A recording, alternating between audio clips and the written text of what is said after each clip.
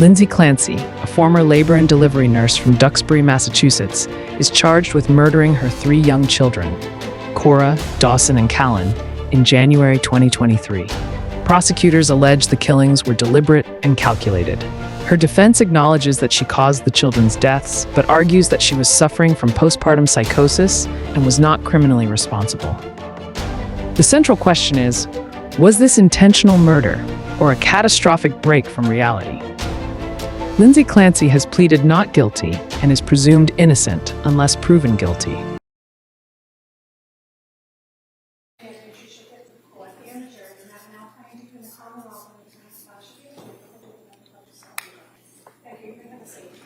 Watch yourself, please.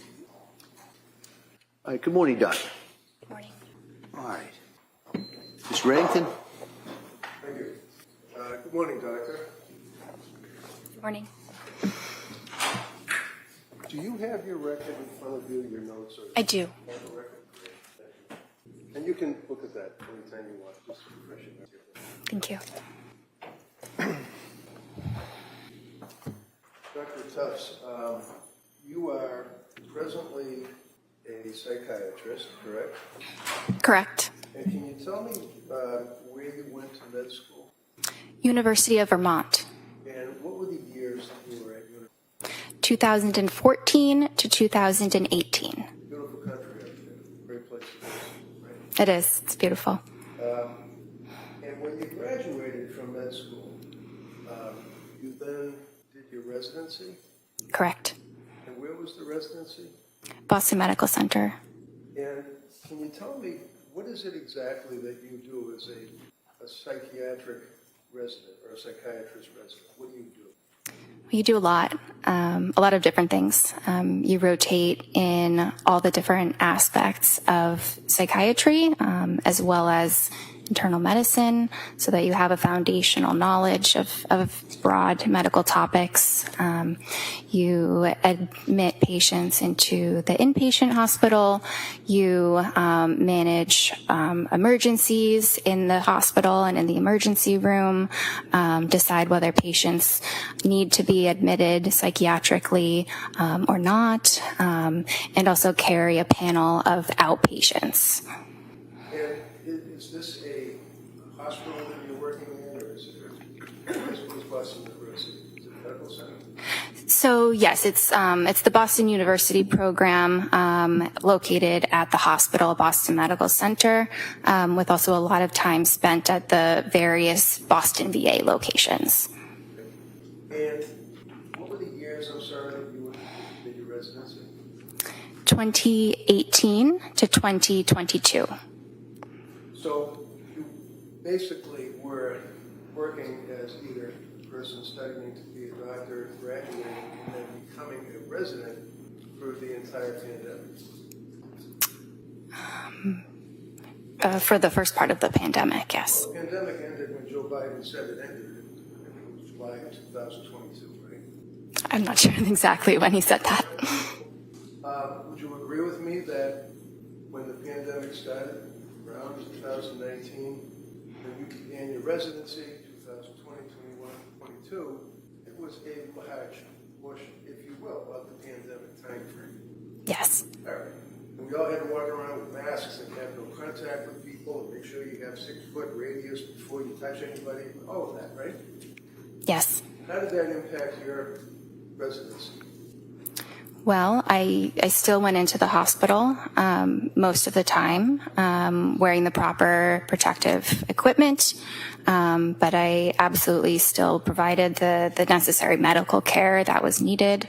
And some of the outpatient experiences were done via telemedicine. Telemedicine? Yes.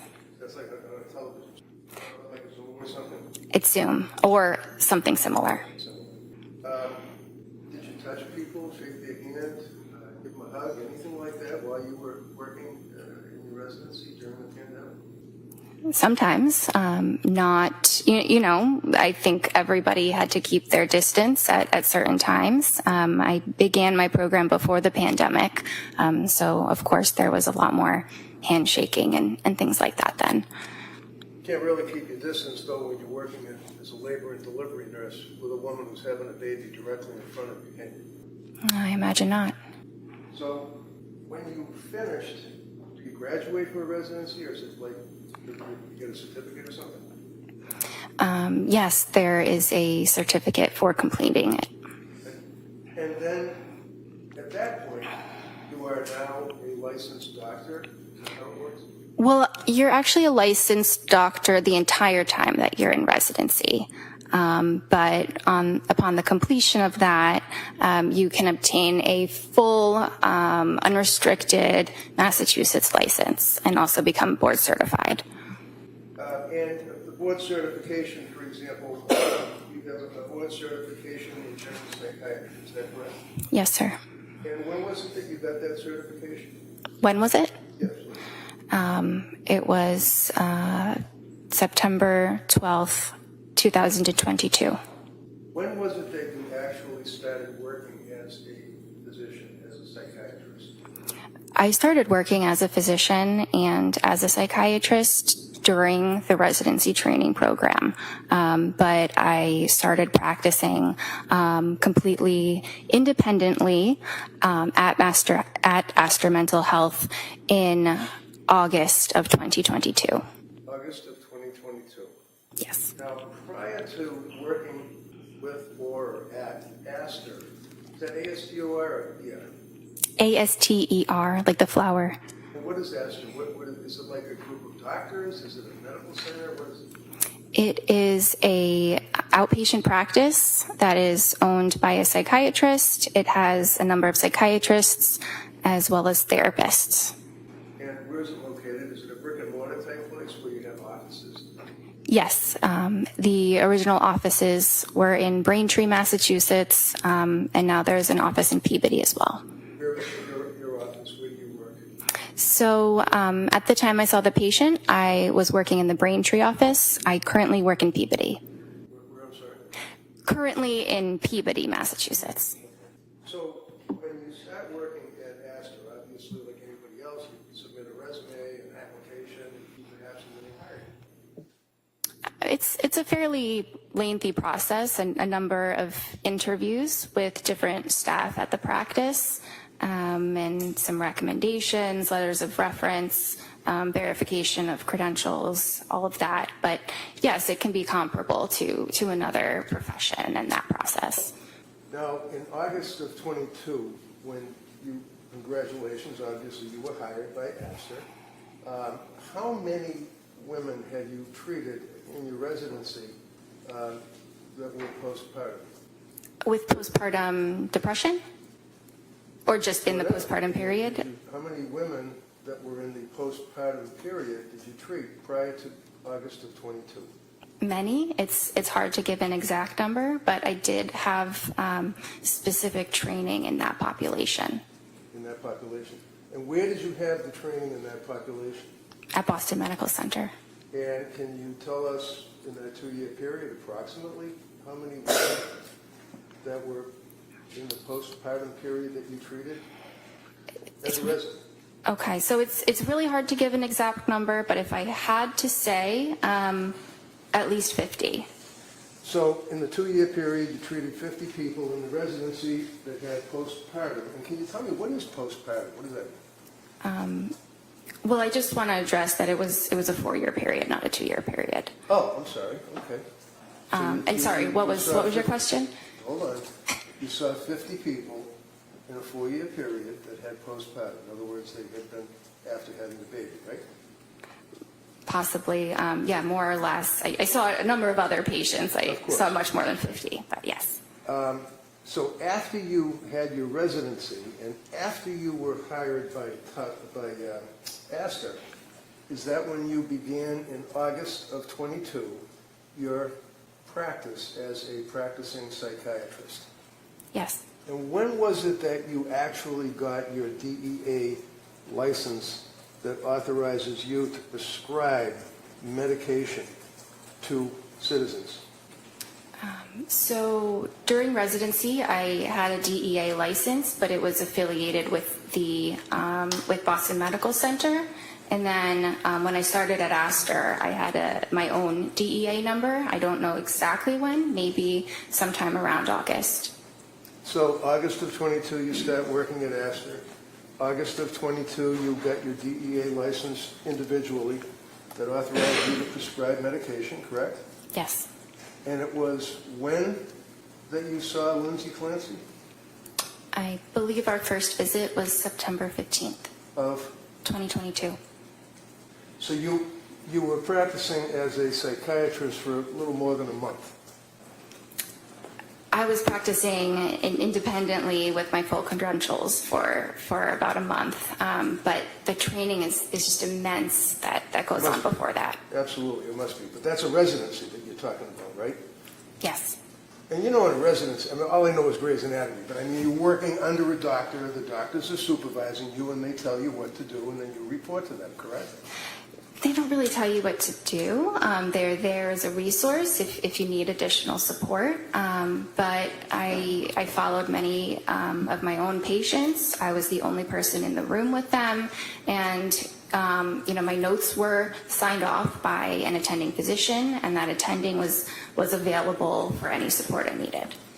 So in August of 22, when you started working at Astor, you actually filled out a form for your advertising. Is that correct?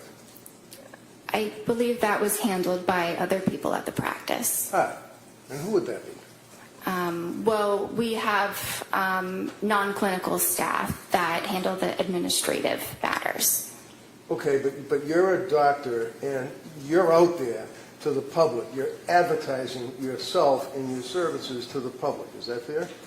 I believe yes. I'm not directing the marketing of our office, but yes. Okay, never mind your office. I'm talking about you.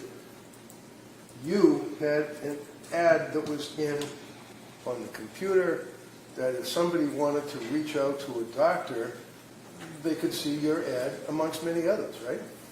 Well, I don't think there was an ad. I think we have a website that had some information about myself. Okay. Now, in August of 22, up until when you saw Lindsay, how many patients in that month or so had you treated for postpartum psychosis? How many patients in a month up until that Yeah, month? I'm asking you about when you started working in August of 22 for Astor, and you are now on your own as an employee. How many patients had you treated before you saw Lindsay Clancy for postpartum psychosis? Well, in the span of 1 month, I would say none because it's a very rare disorder. Okay. But it exists, doesn't it? Absolutely. And one of the things would be the voices that people hear, right? That is a symptom of psychosis, absolutely. And that's legitimate, isn't it? It is a legitimate diagnosis, absolutely. Not the diagnosis. People that have postpartum psychosis hear voices, do they not? Many do.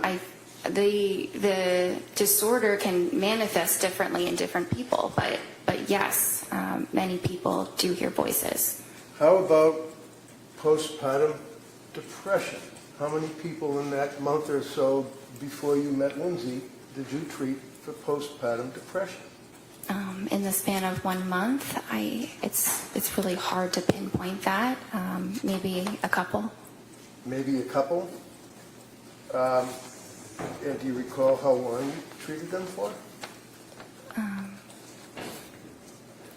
Again, it's hard to really pin down the individuals in a short span of time. Can you tell the jury what you put in your ad or in the Astor website that you indicated that described you? I don't recall. Well, one of the things you did is that you said that you basically were a specialist in postpartum, people that have postpartum psychiatry. You indicated that on your website, didn't you? Are you able to read the actual document? I don't remember exactly the wording. Well, you've been working now for how many years now? 3 since you saw Lindsay? Or more? Almost 4, yes. You haven't changed your ad on the website, have you? I have not personally, no. And you've read it probably a bunch of times, right? read it a couple times, but I don't spend a lot of time on my website. Okay. Do you recall that you indicated that you were specializing in any particular aspect of psychiatry? Yes. It probably includes a special interest in women's health, in perinatal psychiatry, in trauma-related disorders, anxiety, and there may be some other things that were mentioned. Yeah, like women that have babies and they're suffering from postpartum depression. Right? Absolutely. You advertised that after a month in working for Asta, right? That's listed as one of my interests, definitely. And again, forgive me, how many women did you treat for postpartum depression in that month and a half before you met Lindsay? I don't know, maybe a couple. But I've treated many of them in the residency, which was just immediately before. So when a person needs to see a psychiatrist, generally they're not well. Is that fair? Some are not well. It really can vary. So when someone comes to see a psychiatrist like you, it's because they need help, right? Yes. And when they come to you because they need help, for example, with Lindsay Clancy, she came to you because of your ad, right? Or your website for Asta, what you said about yourself. I don't know exactly how she found us. Well, do you know why she came to see you? I'm not sure exactly. Friday, we spent a long period of time going through your initial or the initial intake that she had to fill out. Is that correct? You recall that? Yes, we did.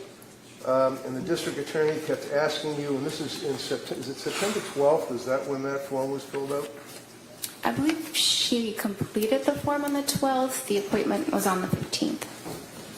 So what does a person do? Do they call you or do they talk to somebody in administration? How do you get the form to fill out? Yes, our administration handles that. And what do they do? How does that happen? They send them the documents, probably by email, and the patient fills them out. Actually, it might be all within the portal that we use. Within the portal? The patient portal, yes. Okay, and that means that you go online and you can access Asta Mental Health, and then all these little drop-down boxes would come up? Something like that. Are you aware? Is something like that, or are you aware of what it does? So because I don't handle the scheduling and the sending of forms, I don't know exactly what it looks like. Well, this is the form that you're giving a person that needs help because they're possibly mentally ill. Is that right? Yes, and what's important is that I review the forms and we go through them in the appointment. Absolutely. Yes. Now, understand that your records, Exhibit 219, I believe, the jury will have access to the Tufts records. Okay, you're aware of that, right? You know it's an exhibit. Yes. Because you have talked to the prosecution about what an exhibit is, and you know that your records are now in evidence before this jury, right? If that's what you say, yes. I wouldn't take what I said. Well, I don't know, really, that's fine. I don't know the details of how this works. All right, But have you talked to them prior to your testimony? no, You haven't talked to the DA's office? no, not at all. You're a defendant in a very large lawsuit, are you not?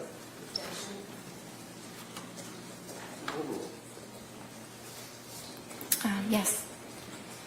You wouldn't happen to be represented by an attorney, would you? I am. And the fact that you have an attorney is your right under the Constitution. It doesn't mean that you're guilty of anything, right? Right. Okay. And you know that the outcome of this case is very, very major to the outcome of your lawsuit. Is that right? Oh. I don't actually know that. So you understand that if, in fact, it's determined that you advertised as an expert in postpartum, and in postpartum psychiatry, and you've had a month experience plus a residency. Would you consider that to be negligent or misrepresentation? I do not believe that I have been negligent. Do you understand what misrepresentation means? Yes. With a month under your belt plus your residency, do you really want this jury to believe that you were an expert? Can you advertise that? I don't think that's exactly the wording that I used. I think I said that it was an interest of mine. You were what? No, go ahead. Good, you answer that. I just think the wording was that it's an interest of mine. I don't believe I called myself an expert. Are you an expert in postpartum? I may be. I don't know. I think it depends on what you define an expert as. Well, when a patient comes to you and they fill out the form, you agree with me that your records reflect that form that she filled out on September 12th of 2022, right? Yes. And the form that the district attorney went through painstakingly with you is basically, it looks something like this, right? That's one of the forms that you have people fill out, right? Right? Yes. You see the little check mark? Yes. Who puts the check mark in there? The patient. So how many pages, because I don't want to go through all the pages yet, how many pages does a patient, or how many pages did Lindsay go through to check the boxes for acid? There were a lot of pages. It was a lot, 10, 20? Yeah, maybe between 10 and 20. Okay. And basically, they're all legal checks in boxes, correct? Not just checks. No? So does the person then answer questions by typing in an answer such as, do you have any pending legal problems? No. Have you ever been arrested? No. Things of that nature, right? Those are some of the questions. And the questions also, do they ask the patient what medications they were on Yes. before seeing you? Yes. And Lindsay told you that she was on SSRIs in the past, right? Yes. And SSRI means what? A selective serotonin reuptake inhibitor. And that's pretty powerful stuff, isn't it? It's an effective treatment for depression and anxiety. Well, it affects the serotonin levels in the brain, doesn't it? Yes. It rewires the brain, doesn't it? It doesn't rewire the brain. It increases the serotonin, and many individuals with depression have low levels of serotonin. So Lindsay told you that she had been prescribed an SSRI when she was in nursing school. Is that right? Yes. What was the SSRI? Prozac. And how long was she on the Prozac? I'm not sure. Never asked. I probably asked. Probably asked. Isn't it true? Don't you guys have a saying that if it's not written, it didn't happen? You take copious notes, do you not? It's impossible to write down every single thing that's said, so I write down what is clinically relevant, clinically necessary, but there's a lot that is discussed over an hour that is not able to be written down. Such as the fact that a person was on an SSRI when they were in nursing school is not an important fact to find out. Oh, no, that's important. Sorry. No problem. I'm not doing, the Sophie Cunningham at you. I'm just asking a question, that's all, and you can answer it, okay? How about if she had a reaction to Prozac? I asked her about the Prozac. Is that written in your notes? Yes. And what did she say? She said that she took it for a period of time. She didn't mention any side effects. Oh, she didn't tell you that she had side effects. I see. So when a patient comes to see you with a month under your belt and they're sick and they're looking for help, you wait for them to volunteer facts to you? She volunteered a lot of information. She knew very well what her medical history was and was able to provide that for me. Such as what? That she was in nursing school and took Prozac? That's part of it. And she told you that, right? Yes. And she was pretty upfront and honest with you, wasn't she, in answering these questions, right? I believe that she was. We all spent some time talking about the fact that she declared that she had consumed alcohol, that she felt guilty about it. You recall that on Friday? We dwelled on that for a while, didn't we? Yes, that was a component, yes. I mean, that's something that's important, right? Yes, What was her drink of choice? I'm not sure. Did you ever ask her? I'm not sure. We were not concerned that her level of alcohol use Well, the DA was. certainly was Friday, right? All right, well, and everybody knows. Doctor, wait for the question, all right? And then same thing, I'll have counsel wait until you finish your answer, all right? Go ahead, Mr. Remington. So is it important, doctor, for you as a physician to know your patient? In other words, know who they are? Yes, And you knew that Lindsay was a nurse, correct? yes, You knew that she graduated, obviously, from college, right? yes. She a good student? I don't recall. Do you know when she got married? I don't recall Did you that ask her? specific detail. I don't know. I knew she was married. She had 3 kids, right? Yes, And the reason that you knew that she was married is because you spoke to her husband, Patrick, correct? he Or did you? Sorry? Or did you? He attended one of the appointments, and I spoke with him on that date. Ah. And did you say hi, how are you, and give him a handshake when you came in your office? It was telemedicine. It was what? Telemedicine. Telemedicine. Is it fair to say that after, 14, you said to the jury, 14 appointments that you had with Lindsay during that period from September till January? 14 appointments? Yes, Every single one of them were by telemedicine, weren't they? yes. Until you came in this courtroom Friday, you never saw this woman in person, did you? Correct. Were you ever concerned about her mental health as a person? Absolutely. She was crying. She told you symptoms that she couldn't get out of bed. Isn't that right? At one time, she said it was difficult to get out of bed Oh, difficult to But- get out. Why was it difficult for Lindsay Clancy to get out of bed? because she was very depressed. And did you give her a hug? Oh, no, you're on telemedicine, so you couldn't give her a hug, could you? You didn't have any chance to even look at her in person, did you?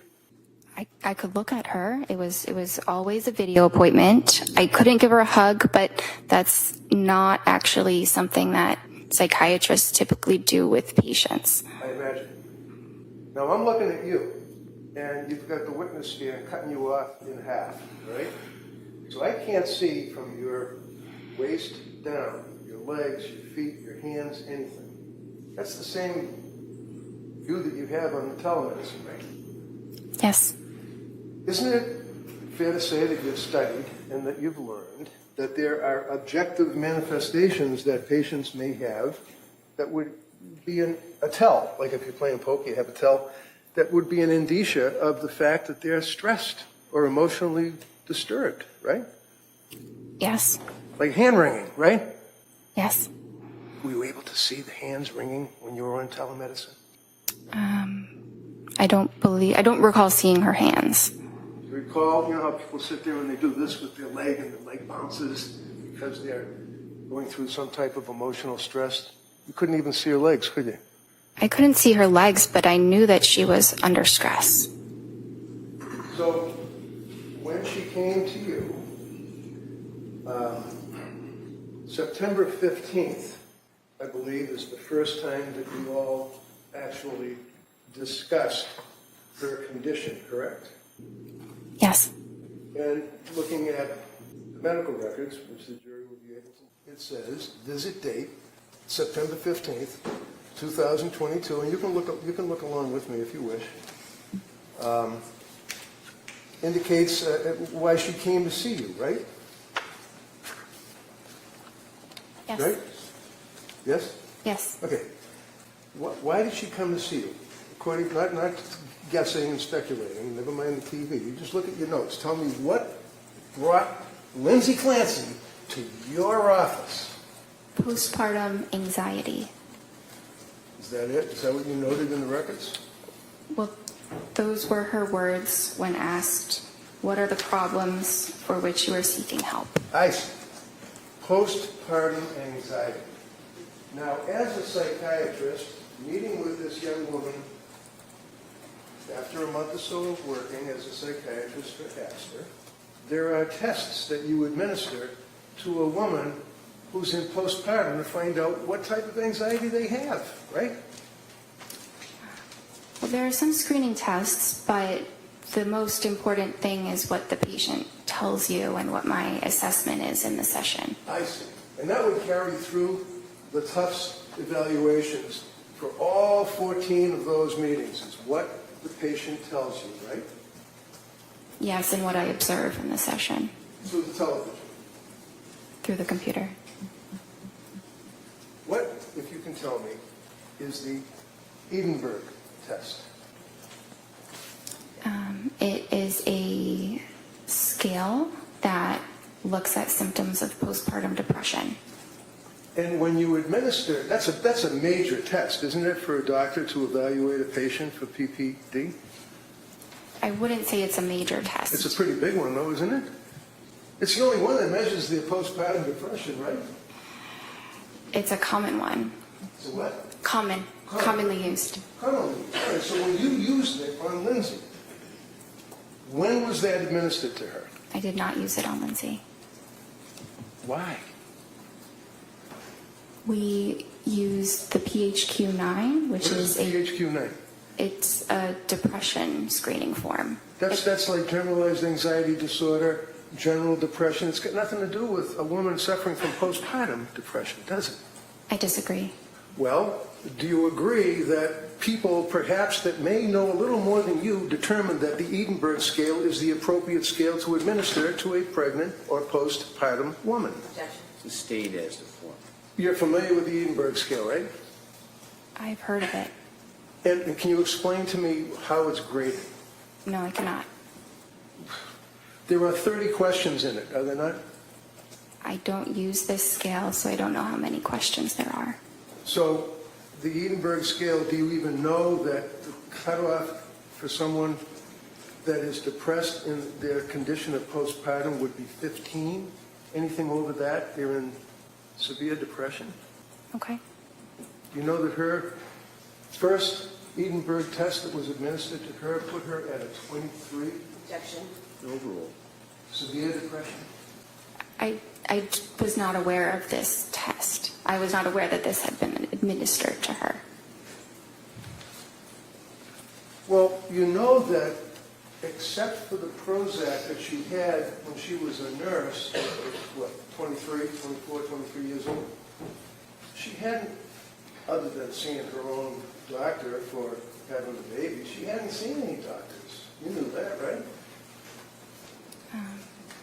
I didn't know exactly which doctor she sees. I think we ask about your primary care doctor, but she did not report any other medical issues that she was under treatment for. So is it important for Dr. Jennifer Tufts to know whether or not a patient who is coming to you for help has a prior medical history other than what they might tell you?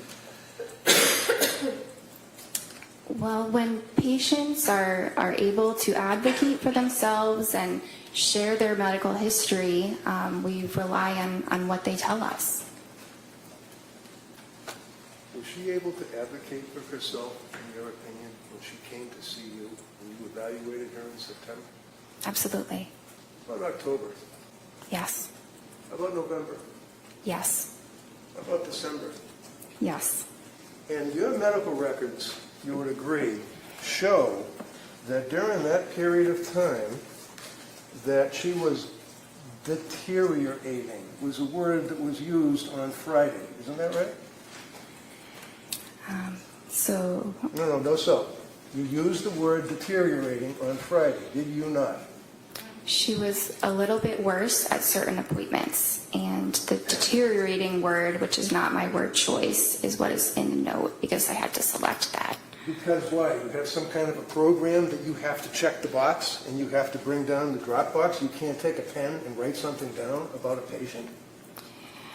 There are certain parts of the note where I can write whatever I feel is necessary, but that specific aspect of the note is a button where you have to click one of three choices. So when the jury's going through your medical records, one of the things that they're going to see is that when you meet with the patient, you have a form that you fill out where it says, if you feel like you're going to harm yourself or somebody else, make sure you go to the emergency room, right?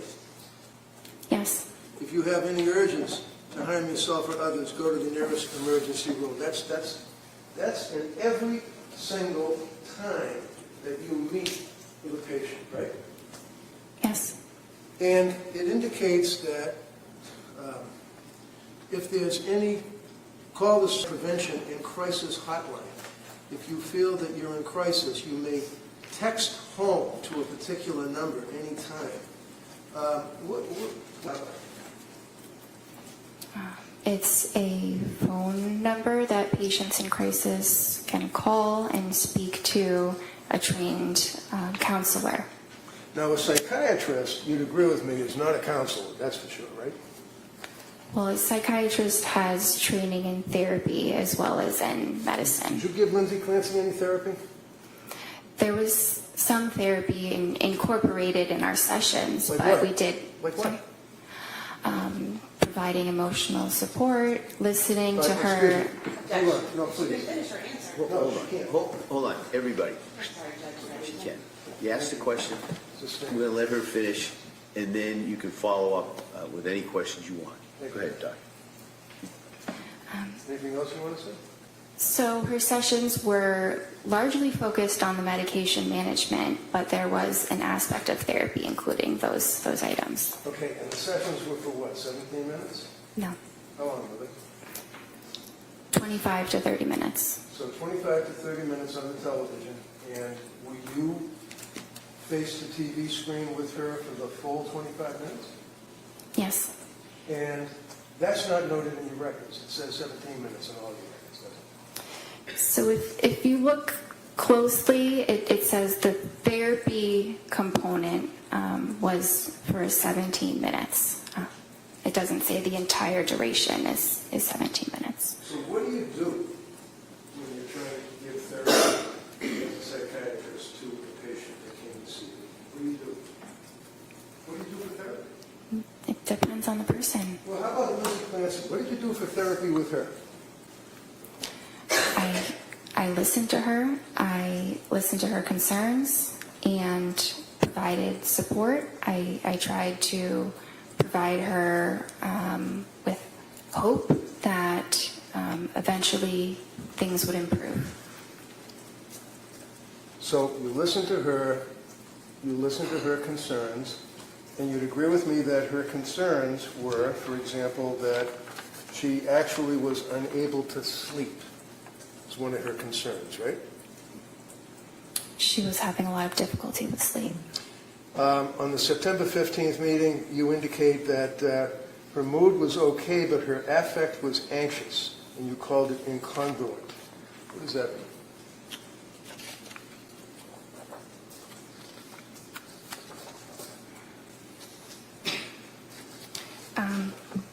So she said she was feeling okay.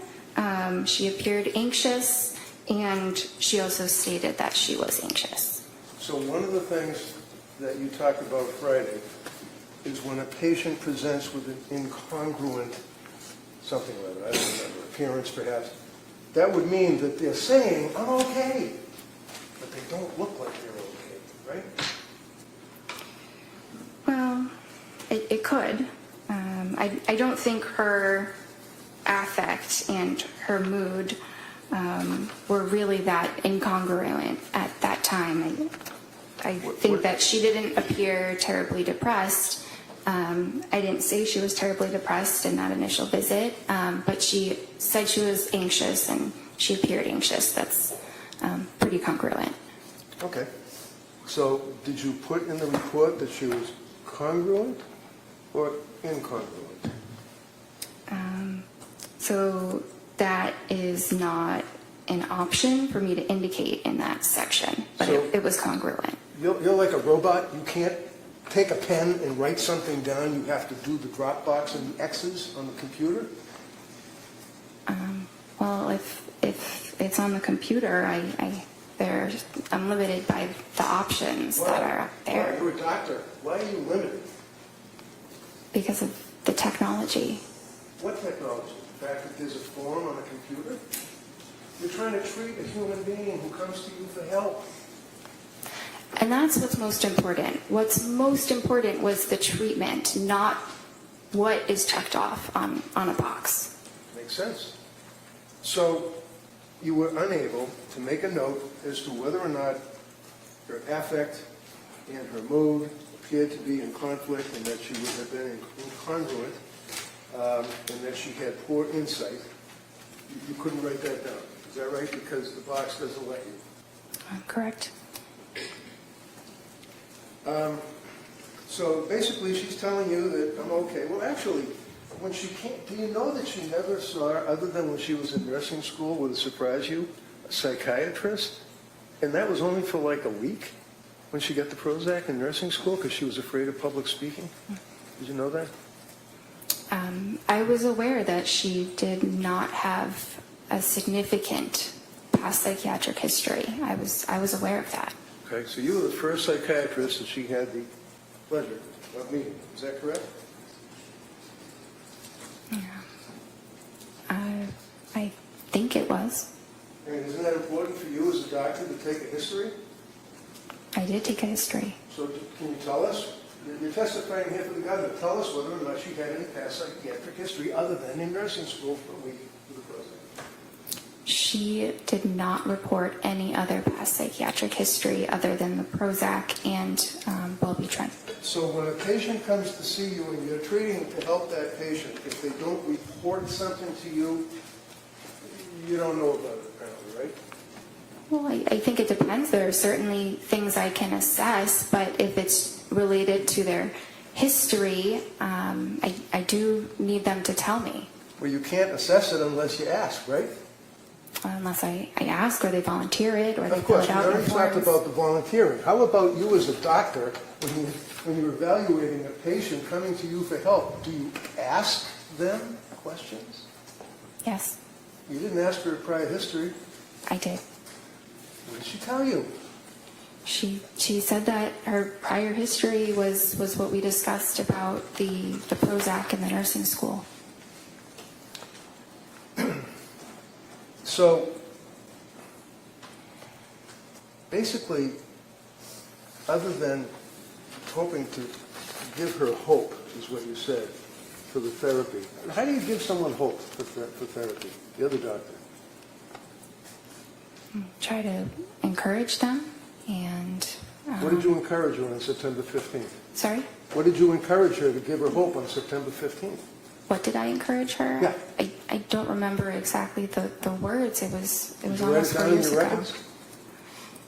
No, we don't write those details of Well, everything that's the that's therapy said. you're talking about, right? Yes? Yes. And you don't write down the therapy you give the patient in the records, right? Well, I write something about it. You write it I down? mentioned No, that. Excuse me. Hold on. So yes or no? Hold on. You let her finish the question. You listen to the question and answer just what they ask, okay? Go ahead. You could rephrase that question, Counsel. No, I'll let her answer. All right. I mentioned that I provided supportive therapy. What is supportive therapy? It's listening to the patient's concerns and providing emotional support and validation. So emotional support and validation, all sounds good. Here's a young woman who was what, 20, 29, 30 years old, came to see you? Yes. And came to see you for help, right? Yes. Told you she couldn't sleep and she was anxious, correct? Yes. You know that she was postpartum, correct? Yes. You know that as a patient who was postpartum. By the way, what is your opinion of the period of postpartum wherein one could have postpartum depression or, more importantly, postpartum psychosis? What's the time frame? It's typically 1 year. So she was well within that time frame, correct? Yes. And you tried to provide therapy by giving her hope And how long do you figure did that take? 5 minutes, 10 minutes, 2 minutes? I'm not sure. I think it was different in each session. Okay. So the only thing that you diagnosed Lindsay with on September 15th was GAD, Generalized Anxiety Disorder, correct? It was generalized anxiety disorder as well as an adjustment disorder with depressed mood. And you prescribed medications to her, right? Yes. And the medication that you provided to her was the sertraline, right? Yes. And the sertraline would be Zoloft, right? Yes. Now, this is a little chart that shows the prescriptions that Lindsay was on. And you are the yellow colors. They're the tops. Okay? You can see that. Would you agree with me that on September 15th you prescribed sertraline, Zoloft, 30 count on September 15th, 25 milligrams, right? Yes.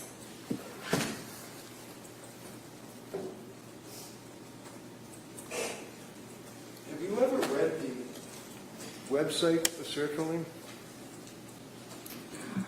The website for sertraline? Yeah. I mean, sertraline, Zoloft, is a chemical that is marketed as a pharmaceutical, right? Yes. Right? It's a pill, right? Yes. And as we said, it's an SSRI pill, correct? Yes. Do you know that Zoloft is not indicated for generalized anxiety? Why'd you give her Zoloft? It is a very effective medication for generalized anxiety disorder. So you're familiar with the drug labeling for Zoloft, is that correct? Generally. Generally. Are you aware of what the manufacturer of Zoloft indicates it can be used for, to treat? I'm aware that it's used to treat various forms of anxiety disorders as well as major depression. So when Lindsay came to see you, you know that she had stopped breastfeeding her son, right? Not at the time of the first appointment. When did she stop breastfeeding? In October? Something around then. You know that she had little or no psychiatric history other than seeing you, correct? And the Prozac, yes. You know that, in fact, that she had stopped drinking whatever it was that she was drinking, because you never asked, right? I was not concerned about her level of drinking. Well, it's in your form, right? That was at the intake, but You know that she wasn't drinking when you were meeting with her, correct? yeah, that's what she told me. Okay, and you believe what she told you, right? Yes. So when she sees you, she's not on any psychiatric, antitropics, or whatever they're called, medications, correct? She wasn't on any medication. Correct. And she had stopped drinking anything, whatever it may have been, right? I'm not sure when she completely stopped drinking, but yes. You don't know when she started, when she stopped, what she drank, do you? Well, I was not concerned that she was an alcoholic. That's a yes or no. Did you have any idea? Because we spent a long time on Friday talking about her guilt and having that she drank alcohol. You don't know what she drank, when she started, when she stopped, do you? I know some details about her alcohol use, but it was overall minimal. What were the details then? Tell me what the details were. There was that one little box that was checked off. What other details were there? That she drank 1 to 2 times a week, 1 to 2 servings 5 times a week. And you don't know where, what it was? You have no idea, right?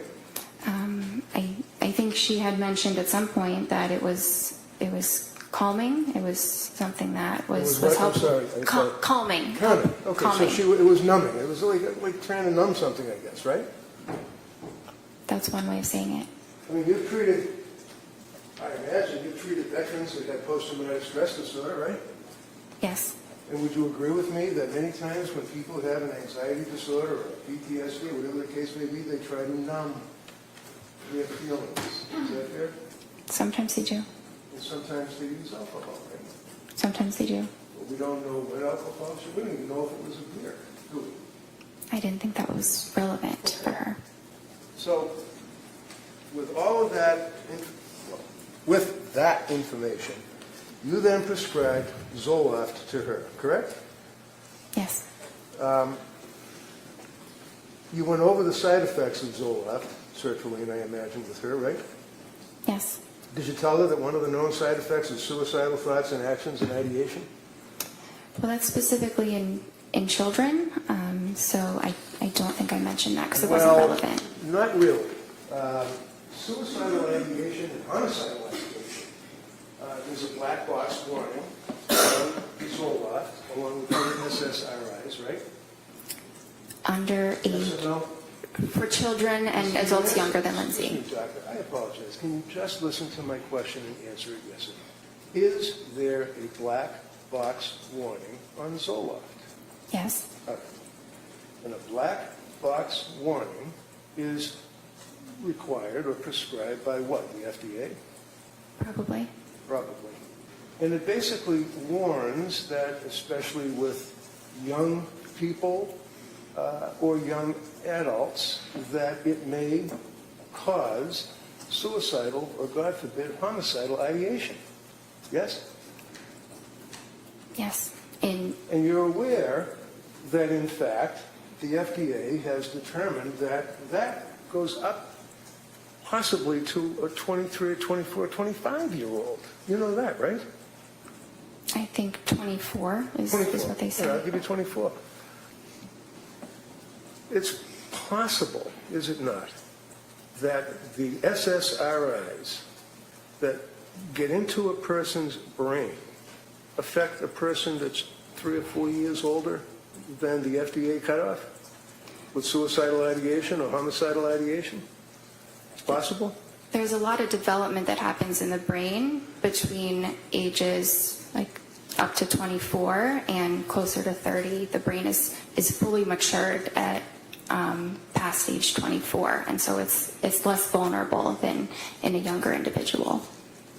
So with 24, you're suggesting as a cutoff, are you suggesting to the jury that a drug that increases the risk of suicide in a 24-year-old patient cannot increase the risk of a 29 or a 30-year-old patient? Just a little bit. I don't believe there's evidence that it causes that at all in individuals over 24. So, as a psychiatrist who had the ability to issue these types of medications to patients and citizens, what research did you do on Zoloft and suicidal ideation, homicidal ideation? I was taught extensively about SSRIs and suicidal ideation in my training. Right? In Vermont, in Boston, yes. Okay, so in Vermont was when you get your medical degree, right? Yes. And in Boston would be when you were a resident, right? Yes. And then you had board certification on general psychiatry, right? Yes. You can have a certification on the subspecialty, right? There are certain subspecialties, yes. Right, and some of the subspecialties deal with postpartum or women that are pregnant and have babies and have psychiatric symptomology. There's no board certification for perinatal or reproductive psychiatry. Well, there are plenty of classes that are recognized as, for example, at Harvard Medical School, there's an annual class or symposium, if you will, for postpartum. Have you ever been to that? No, sir. What have you done to research or to improve your education? I understand you went to med school and that you were a resident. What programs, continuing education, symposiums have you attended since you got the ability to prescribe these medicines to people? I have not attended a symposium. Have you attended anything? I have not, but I have done a lot of reading on my own, of research and guidelines about this area in psychiatry. Did you tell Lindsay when you were going, because one of the things that you guys are always concerned about is what's called informed consent, right? Yes. And what is informed consent? What does that mean? It In a means medical sense, not just like out in the street or something. explaining to a patient the risks and benefits of treatment and possible alternatives, and making sure that the patient understands what you're saying. Now, when you were going over the symptomology, or when you were going over the side effects of Zoloft, one of the side effects of Zoloft is, and I quote, severe trouble sleeping, right? Yes. Did you tell her that?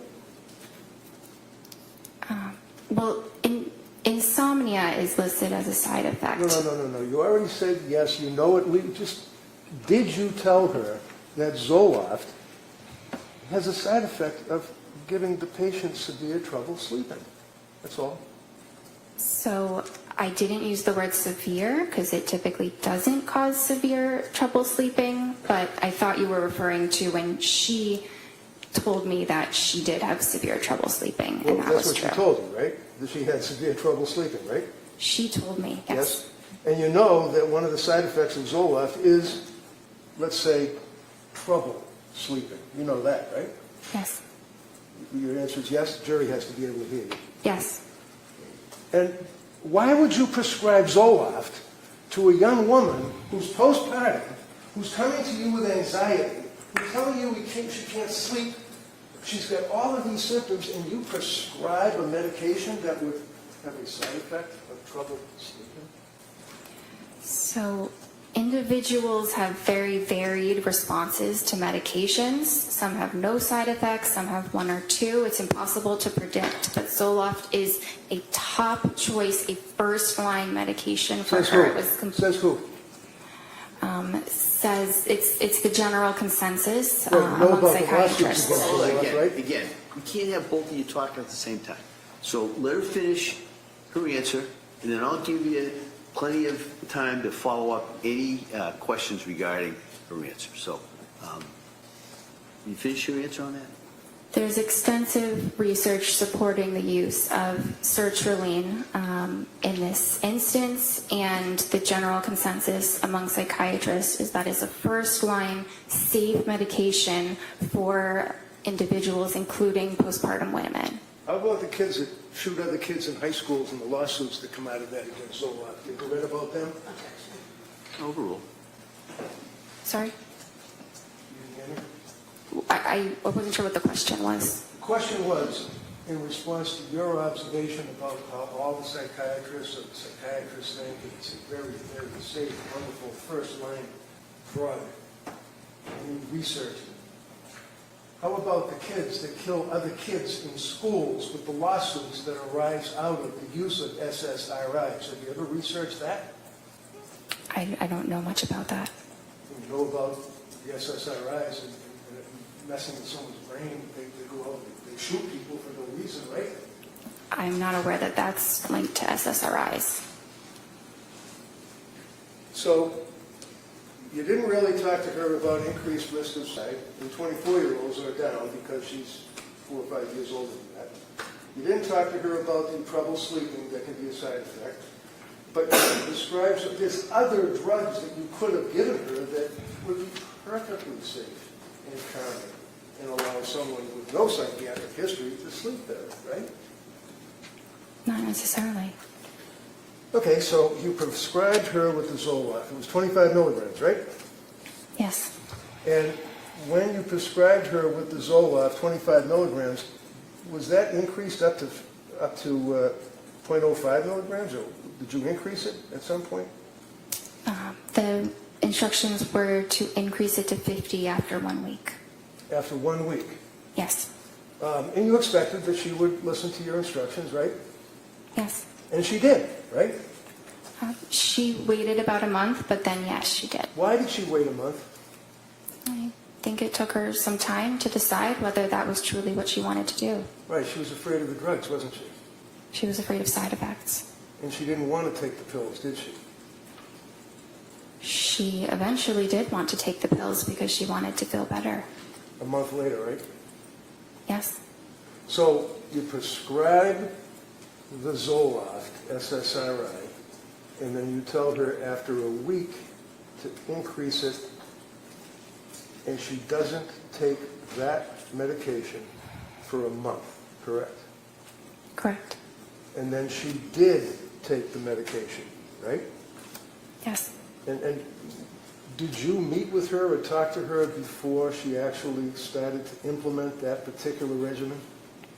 I had met with her beforehand, but I was not aware of when she made the decision to go ahead and take it. So you met her on the 15th of September, right? Yes. When was the next time you met her? Can I check? Sure, of course, absolutely. You can look at anything you want. September 28th. And on September 28th, did you discuss with her the fact that she was afraid to take the Zoloft? Yes. And did you recommend that she do that? Well, she said that she was feeling better at that point and wasn't It's a sure. real easy question. When you Sorry? talked with her, did you recommend that she increase or take the Zoloft? At that visit, I don't think that I did. Okay. So when did she actually take the Zoloft?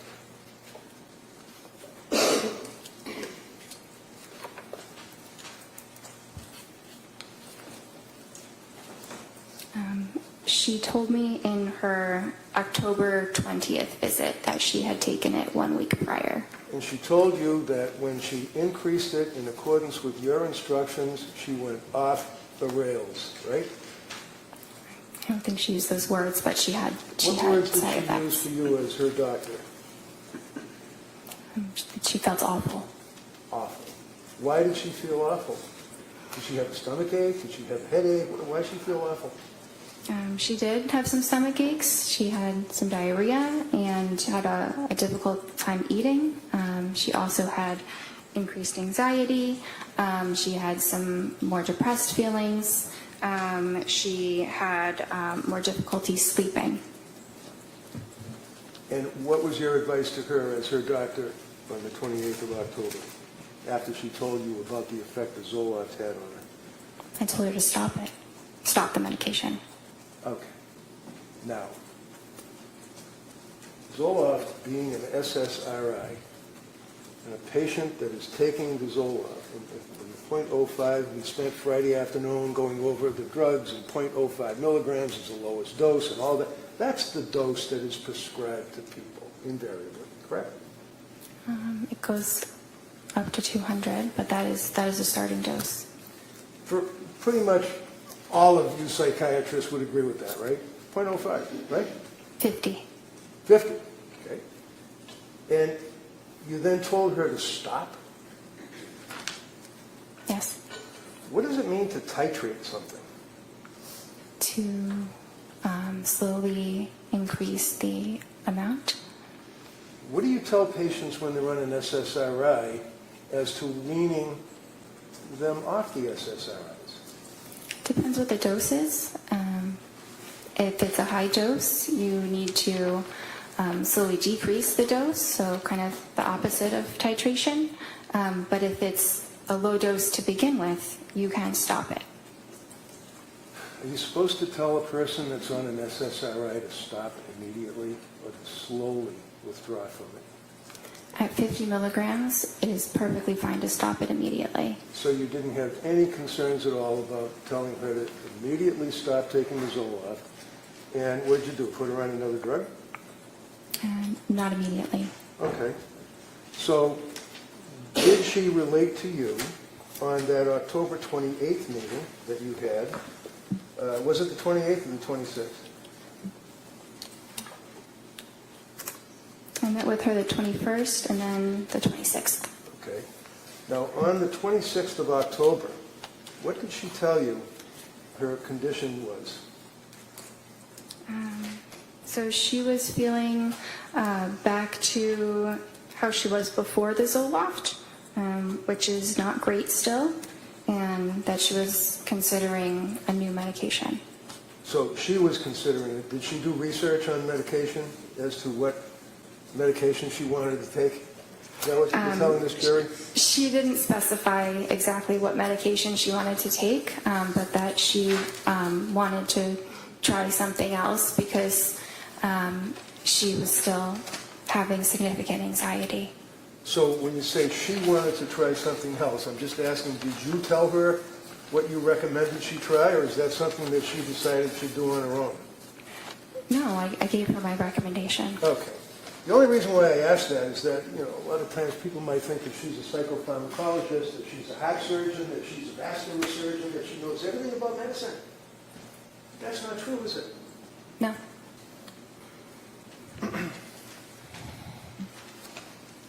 Would you agree with me that prior to telling her to stop the Zoloft, that one of the concerns that you had is that Zoloft affects anxiety and affects sleep, and you hope that it treats the underlying anxiety by balancing brain chemistry and increasing serotonin, right?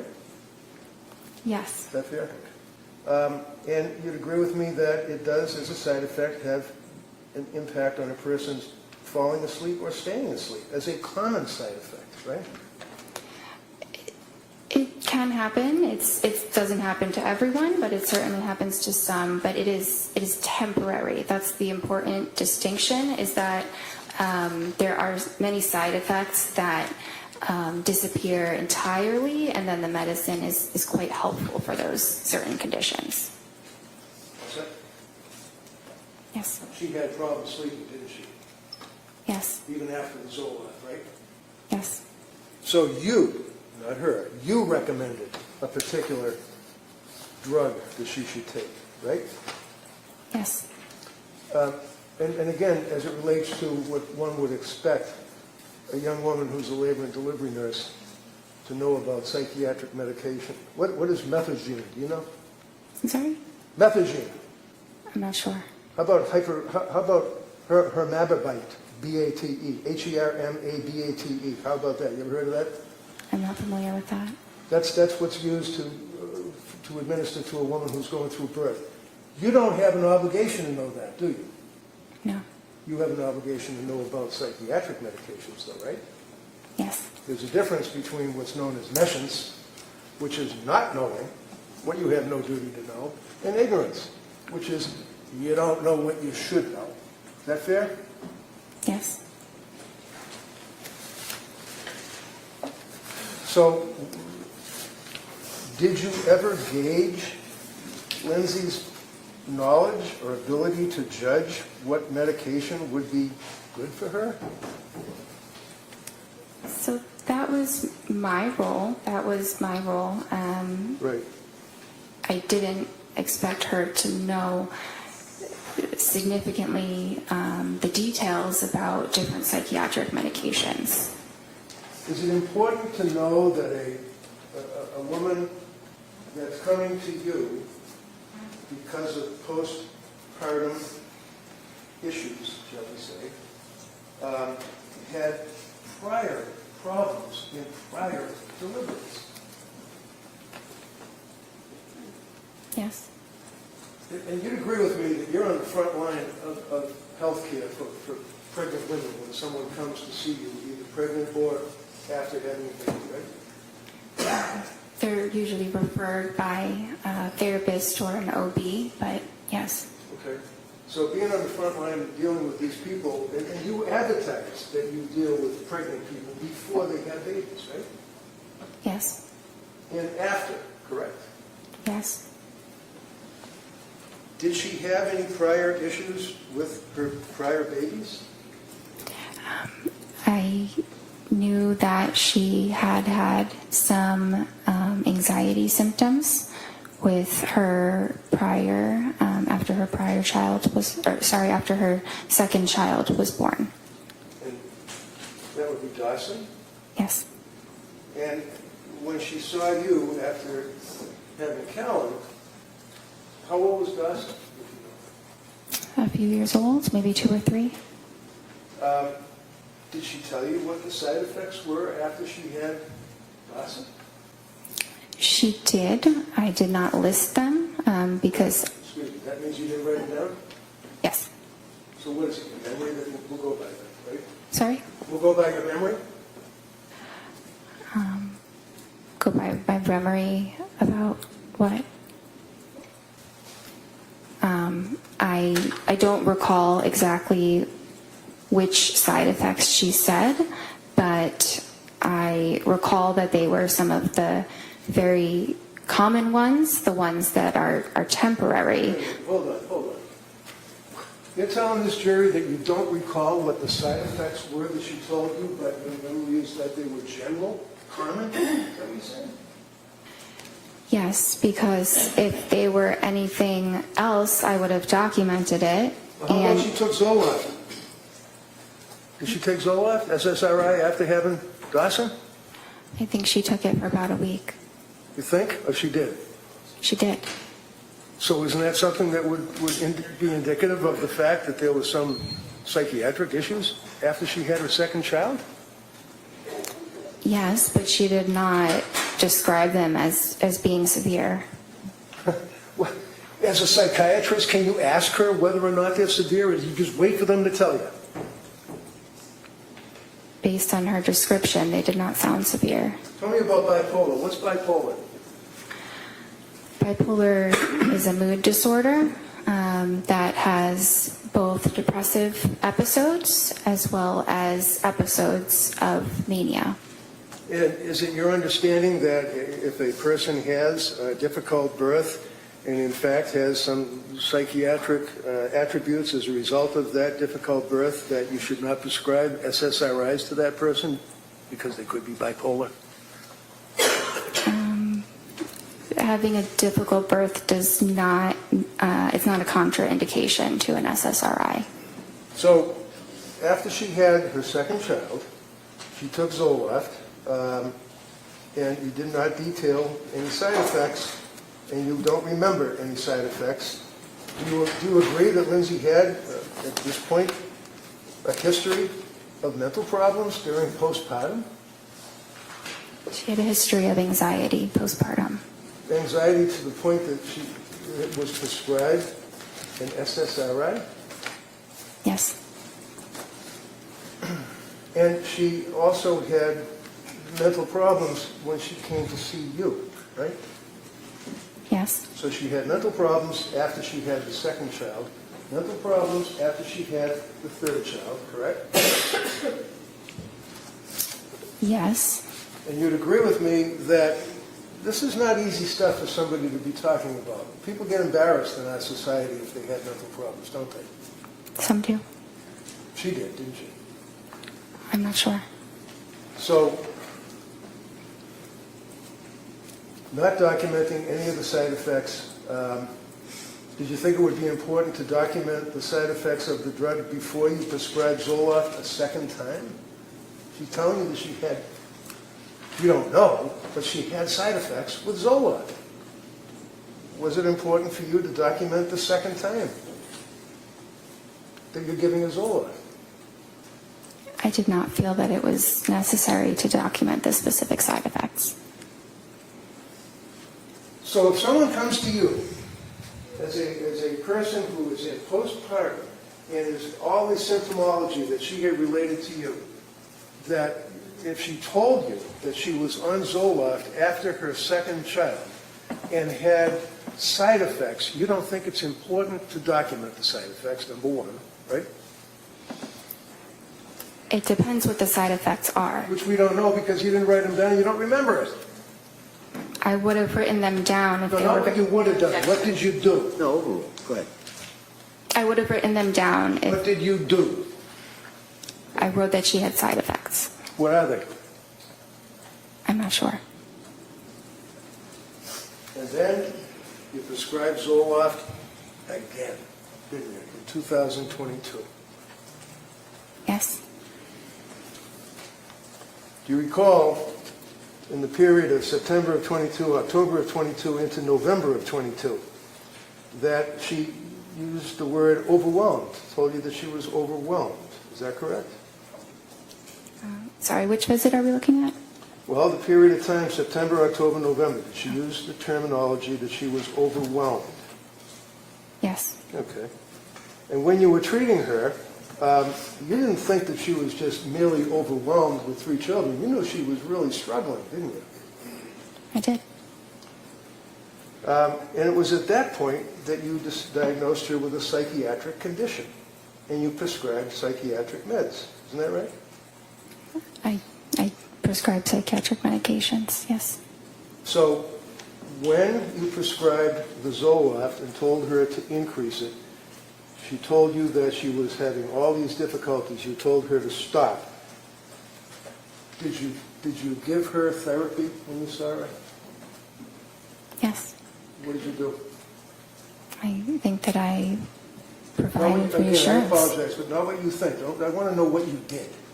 And that's why you write stuff down. So take your time and look at your notes. What did you do with this young woman for therapy? On which day?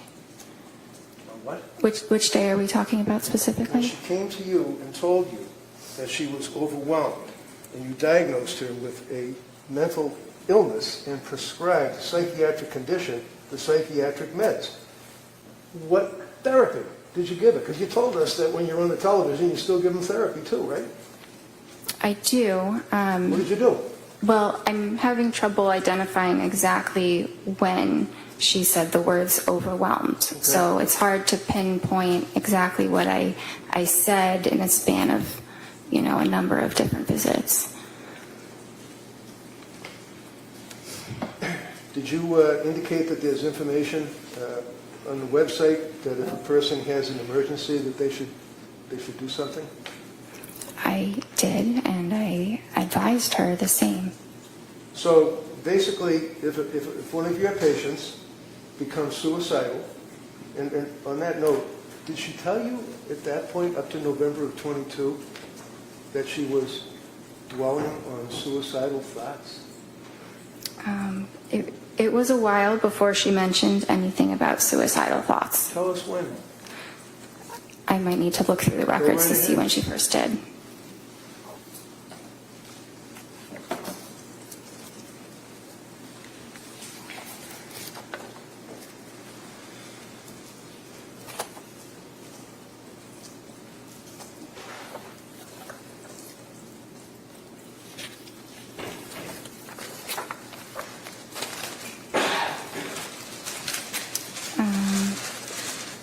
December 1st. So on December 1st, what did she tell you? That she denied feeling suicidal, but that she was close to feeling suicidal. That's kind of like being a fisherman out in the ocean who's worried about the possibility of a storm and is thinking about the storm and is dwelling on the storm, almost in fear of the storm, right? Objection. No rule. Isn't it? I guess. So when she tells you that she's, and I don't want to put words in your mouth, what did she say? She's having suicidal thoughts, or what did she say? All close to it? She denied having suicidal thoughts, but felt that she was getting close to it. Okay. So she was dwelling on it or thinking about it, right? Is that fair? She was fearful of eventually having those kinds of thoughts. To kill herself. Yes. And how frequently were the thoughts? I'm not sure exactly how frequent they were. Did you ask her? It's Sorry? very likely that I did ask her the frequency. Would that be in your medical records? I mean, you see some patients, you have some patients other than Lindsay Clancy at that point, right? Yes. And you document when a patient, my God, when a patient comes in and tells you that she's in postpartum distress and she's close to having suicide thoughts to kill herself, that's important, isn't it? It's important that I am aware that she's having these thoughts, What thoughts? that she is fearful she could become suicidal. And she told you, I imagine, or you asked, how frequently these thoughts were. I don't have it documented how frequently they were, but that is a question that I usually ask when we're talking about suicidal When we're thoughts. usually testifying on a murder case, we usually have facts that we can tell a jury, not speculation. Objection. Yeah. Sustained. Did she tell you, or did you ask about suicidal thoughts? Yes. What did she tell you? If you don't know, tell us. No, I I know, sorry, but it's what I said before, that that she denied having them, and she wasn't having them. We were meeting, but she felt close to it, close to having those thoughts. Okay. So would you agree with me that many times patients, especially psychiatric patients, may minimize their symptomology? Patients sometimes do. And sometimes when a woman has just had a child and has other little kids at home, they're worried about the government taking kids away from them, because you're a mandated reporter, aren't you?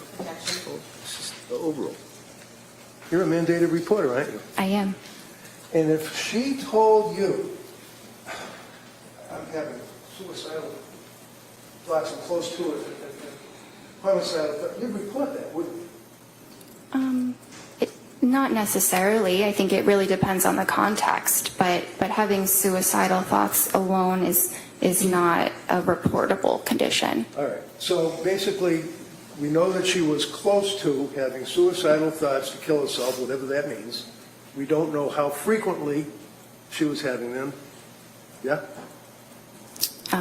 Today, I don't know how frequently, but at that point, I believe I did know how frequently they were. Okay. So as a result of that, you then gave her therapy, I imagine, right? Through the television. Yes. And what therapy did you give her in November of 22? I gave her supportive psychotherapy. And what does that mean? It sounds great. What do you do? It's listening to the patient and providing. Sorry? Listening to the patient, like when they say they're having... Hold on. Sustain. Next question. So... You can finish the answer. Right. Next question. Thank you, Judge. Listening to the patient, that would be when, for example, one of your patients tells you, after all the treatment that you had provided prior to that, all the symptomology that she had, insomnia, anxiety, all of that she's close to having suicidal thoughts. That would, I imagine, impact on you. Yes. So what did you do with this psychotherapy?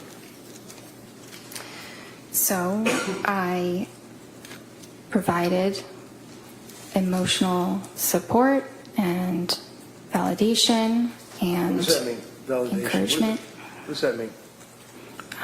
Something like, I understand this is a very difficult time. It really, it varies on the individual. Sure. How about Lindsay? I don't remember the exact therapeutic words that I used. Okay. How long did you give the therapy? Validation and all that stuff? I don't remember exactly the duration. Be about 10 minutes? Maybe. Through the television, right? Through the computer. So, as we pointed out, you tell the people that come to see you, when I say you, I mean collectively Astor Medical, that you would expect that if a person is in crisis, as you guys say, or is suicidal, that they would have to go to a computer or their cell phone, right? They would have to punch in your office, right? Look up the number. We advise them to call 911 or go to the emergency room as quickly as possible. How about hotlines? Do you give them advice to call them? That's an option as well, yes. Sure. Did she call suicide? I was not aware that she did. Did you ever ask her? I don't think I specifically asked that Not question. specifically. Did you ask her anything? Did you beat around the bush maybe? You ask her anything about suicide lines? I don't think I asked her about hotlines. Would it surprise you to know that she called hotline in that time frame, not once, but twice, and was turned away? You guys are on the front line of this, aren't you? No, overall. It does surprise me, yes. It does what? It surprises me that she called them twice. And you never asked her if she had ever called this line, did you? I don't think that I did. Yeah, I understand. You're a doctor. You were trying to do the right thing. You obviously, this is just horrible, isn't it?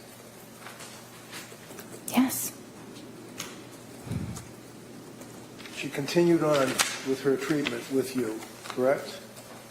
Yes.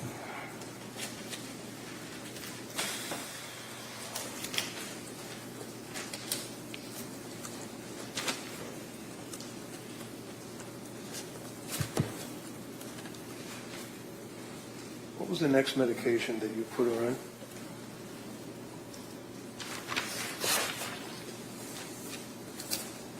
Let's say we're up to, I guess it would be the October 26th date. Is that right? October 26th. Is that when you prescribed Ativan?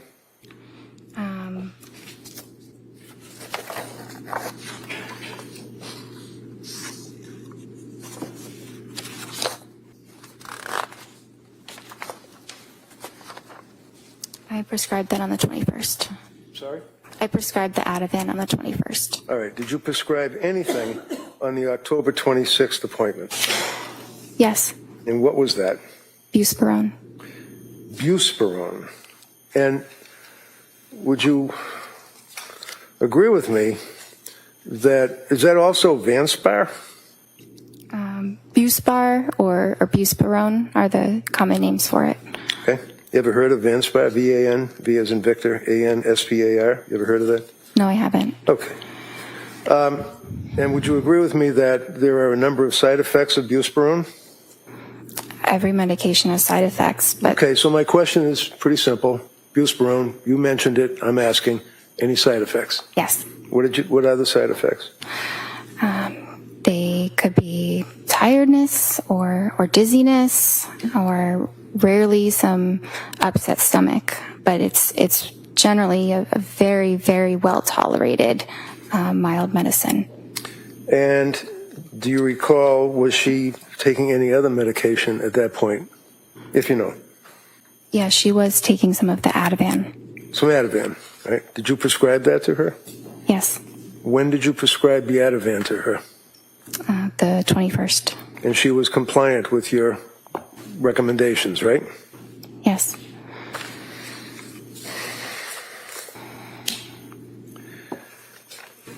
Was she also reporting to you that she was taking Benadryl, like over-the-counter stuff? It was being used as needed, yes. So that's PRN, on the records, PRN or whatever, you take it as required, right? Yes. And she reported to you that she was taking Benadryl, right? She reported that, yes. And you didn't document how much she was taking, right? It's only available as one dose over the counter. Okay. Did she re-up the dose over the counter? Do you know? She didn't tell me that she did. Did you ask her? I don't remember asking her about if she increased it.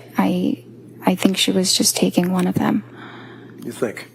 Did you know that Ativan and Benadryl are contraindicated, that they can have a serious impact to the central nervous system and depressant effects? Yes, but can I explain that when they say depressant? Excuse me. The answer is yes, right? Is the answer yes? Yeah, if the answer is yes, if that's the question, the Commonwealth may be able to ask you further questions if you'd like. Well, I can't say yes to that entire statement. All right. Next Did question. you discuss anything about Benadryl combined with Ativan on October 26th? I don't recall. On October 26th, was she still worried about suicidal thoughts? She denied that. And on October 26th, how did she deny that? Do you have that noted in your record? I do. And what does it say? Patient denies suicidal ideation. Okay. So there's a huge difference between suicidal ideation and somebody having thoughts of or being close to it, right? Not exactly. Well, you knew that the last time you spoke to the woman, she told you that she was close to having thoughts of killing herself, right? Yes. And you're her doctor, right? Yes. So what do? You just say, do you have, and check the box, and say, do you have any suicidal ideation? And she says no, and you check the box? No, it's not that simple. Do you ask her, like, well, gee, the last time I spoke to you, you told me that you were close to having suicidal thoughts of killing yourself. Did you pursue that on the 26th of October? Yes, And what did she say? that she wasn't. Now, how long was that appointment, if you recall? Would you agree it was 17 minutes and then there was some therapy? The entire appointment was something between 25 and 30 minutes. And that was again through the television, right? The computer, yes. Computer. Did you also add a drug called hydroxyzine? Yes. When was that? So that was the same visit as an alternative to the Benadryl. Okay, so on October 26th, when she told you that she was taking over-the-counter Benadryl, I asked you what you prescribed to her, and you said Ativan, right? Right? Yes. And then I asked you about the contraindication of Ativan and Benadryl, right? You asked me about that, yes. And then you, on October 26th, started her on Buspar, correct? Yes. And what is the purpose of Buspar? Is that for anxiety? Yes. And what kind of drug is Buspar? It doesn't really fall into a class, but it does act on serotonin. So it's another, similar to an SSRI, right? It's kind of like a more mild version of an SSRI. Okay. So she's on Benadryl over-the-counter, Ativan, which is a benzodiazepine, Buspar, which is an SSRI, and then you prescribe hydroxyzine on the same day, right? They weren't all to be taken at the same time. What's hydroxyzine? Hydroxyzine is an antihistamine. Okay. Is that over-the-counter, or is that, can you just buy that over-the-counter, or do you have to go to the back where the pharmacist is? You have to go to the pharmacist. Okay. And as far as you're concerned, she was taking the medications as she was required, right? That's what I was told. I'm sorry? Yes, that's what I was told. Did you, by her? Yes. And did you at any time tell her that she should keep a diary of her medications and keep a diary of any side effects that she has? I didn't instruct her to do that. You don't have to instruct somebody to do anything, but did you recommend it? Like say, hey, if you're on all these meds, if you're having an effect, you should write it down. When, time, date, anything like that? I didn't tell her to do that. Would that be helpful? Maybe, but usually we go through all of that in the appointments, and we met very frequently. Now, you'd agree with me that at this point, prior to the next appointment, which was November 2nd, she had gotten significantly worse, even after all this medication that you had been prescribing, right?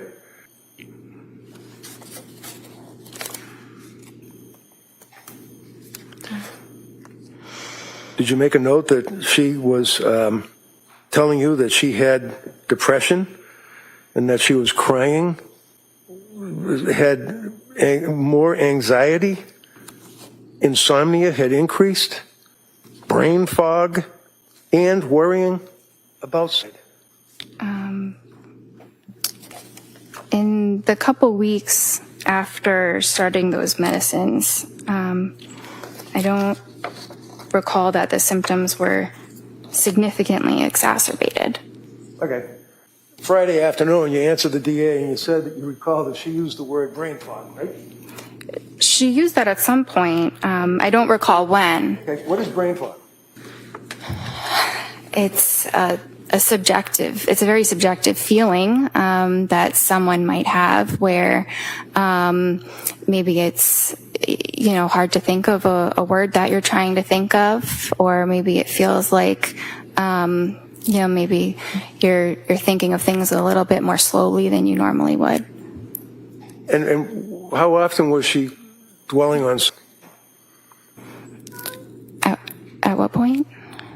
At the point she told you that she had anxiety, insomnia, brain fog, crying inconsolably.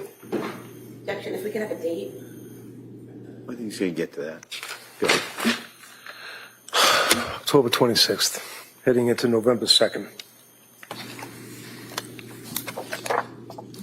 Do you recall, I'll rephrase it, do you recall going into the November month, meeting with her, and she told you that she had brain fog?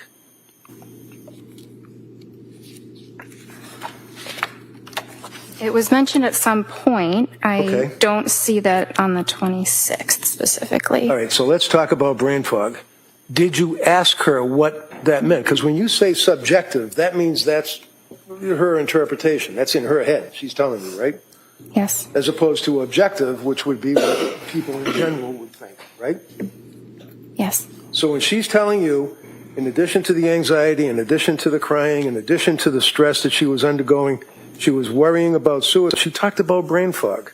So you must have asked her, what does that mean? Subjectively, what does that mean?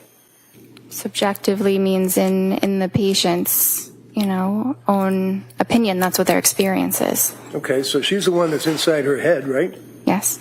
So what were the symptoms? What is it? When a patient tells you that they have brain fog, is that something you would consider as being a potential side effect of the medications that you would put her on? It depends. On what?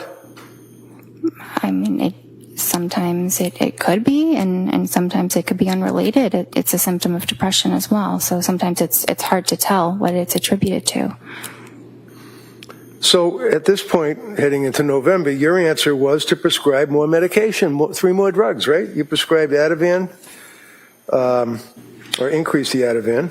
What was her load for Ativan at this point? Do you remember? Sorry? What was her milligrams, if that's right, or nanograms, whatever it is, on the Ativan, on the script that you had provided her? Objection, if we could just have a date. I think you said, no, if you can answer that, go ahead. Which date are we referring to for the Ativan? Because there were. I'm sorry. She already objected. He already said you can answer it. When did you increase her Ativan and to what level? So she was prescribed Ativan 0.5 milligrams. Right. And then when I next saw her, she said it was a little bit helpful. So I said you could increase it and see if 1 milligram is more helpful. Did she increase it? Yes. And when was the next time you saw her to talk to her on the television or on the computer? Well, I saw her on the 26th, and then I saw her on the 31st. I'm sorry. How was she on the 31st? Halloween. Sorry. How was she? That's not my note. That's her therapy note. Okay. So how about this November 2nd? Was that the next time you saw her? I saw her on November 2nd. And she told you that she was hesitant to use the medications, the Buspar and the hydroxyzine, right? She said she was hesitant to try the Buspar.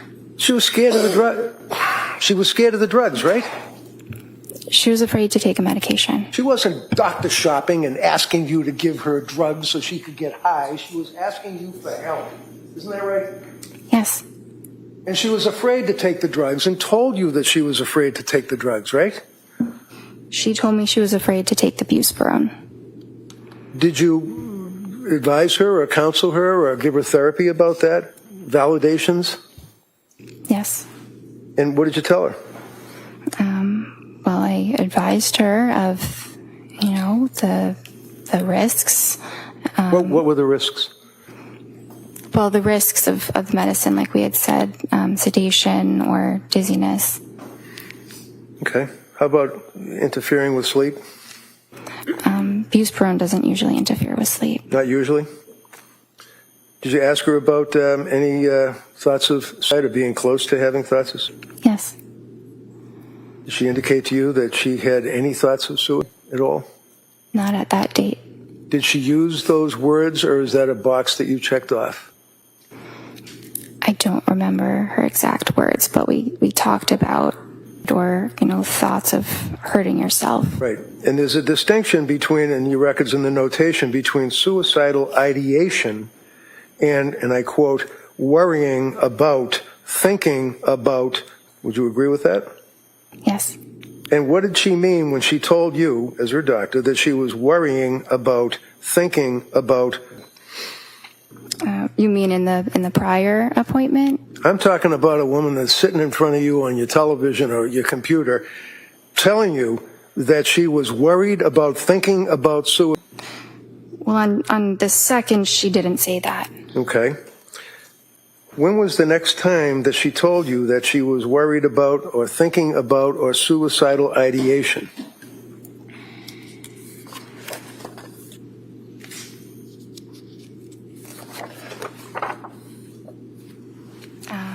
That was the December 1st visit. Okay. So go back to the November 2nd visit. Would you agree with me that she, after you talked with her for that period, however long it was, that you then brought up 4 medications to her, recommending that they might be safer, and I quote, safer alternatives? Would you agree with that? I see the word alternatives, not Okay. safer alternatives. Do you remember talking to her about Remeron? Yes. Did you recommend that she take Remeron? No. Did you ever prescribe Remeron? No. And is that mirtazapine, as far as its generic name? Yes. And Remeron is an antidepressant, isn't that right? Yes. And you did not feel that that would be an appropriate medication for her to take at that time? It was a very reasonable option, but we didn't decide to start it. So is this a collaboration? In other words, you and the patient, you would both make a decision as to when to start a drug? Or is it your decision and advice to the patient? Well, it's ultimately my decision, but the patient's thoughts about the matter are very important. At the end of the day, the patient has to go home and take it themselves. I'm not there to ensure that that is happening or not. So you had a November 22nd appointment, right?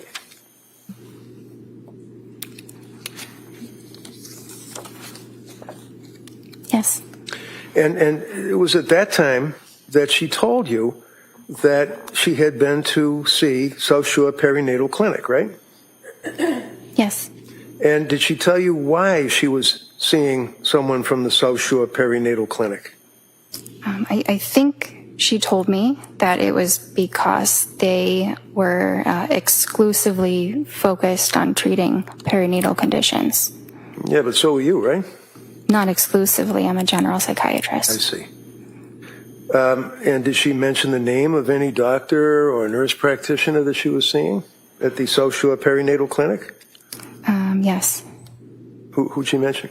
I think she said something about Julie. Paul? Yes. Okay. And a woman by the name of Nurse Gelada?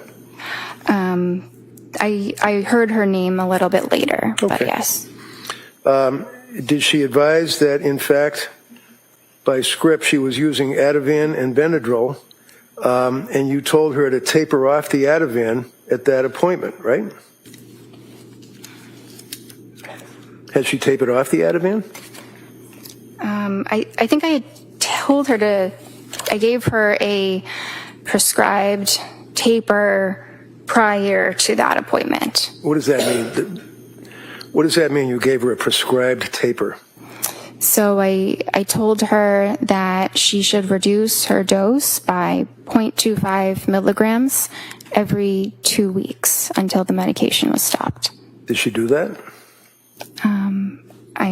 I don't believe that she completely stopped it, no. No?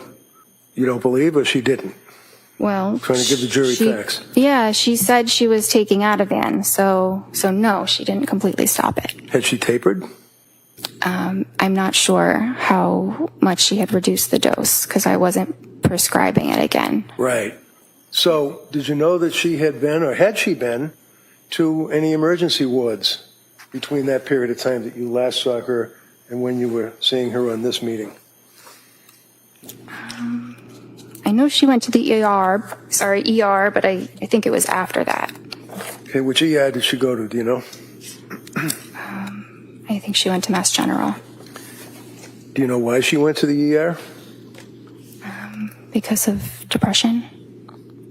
So, Was she treated at the ER? Did they make any, to your knowledge, as her doctor, make any recommendations? I'm not sure what they told her, but they ultimately Go ahead. discharged her. They didn't admit her. Go ahead. Sorry. That's all right. Was she put on any medication? Not from the ER. When you looked at the records from South Shore Perinatal Clinic, what did they indicate about suicidal ideation, worrying about suicide, close to suicide, anything? I didn't have access to those records. You're going to keep your voice up so everybody can hear you. You what? I did not have access to those records None. because we're a completely separate clinic. Seriously? Objection. She's visiting with you as a patient and you can't access her medical records? Is what you're telling this jury?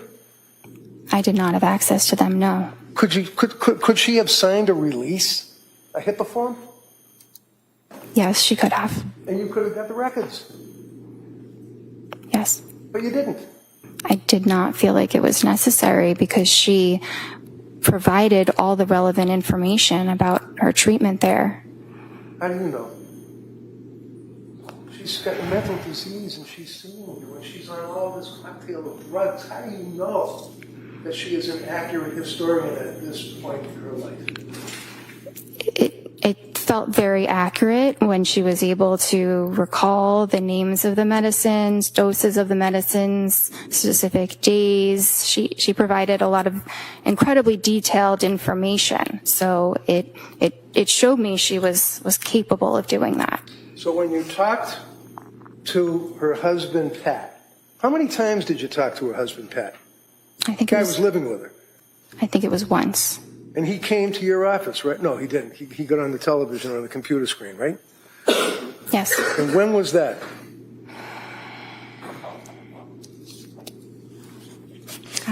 I think it was the December 16th visit.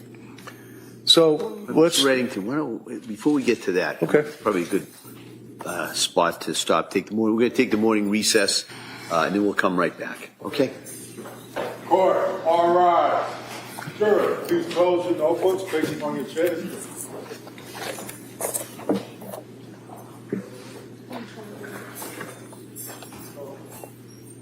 Wait, please.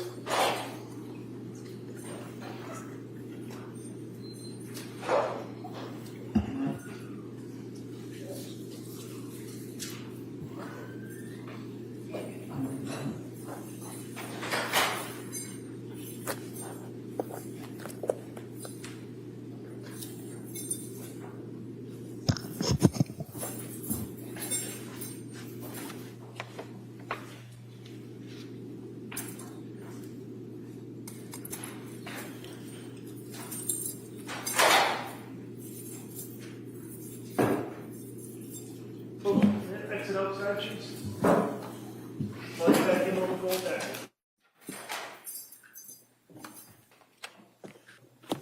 Court is now in session. Please be seated.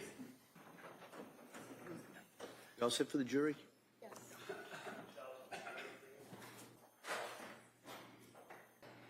Court, all right. Jurors enter.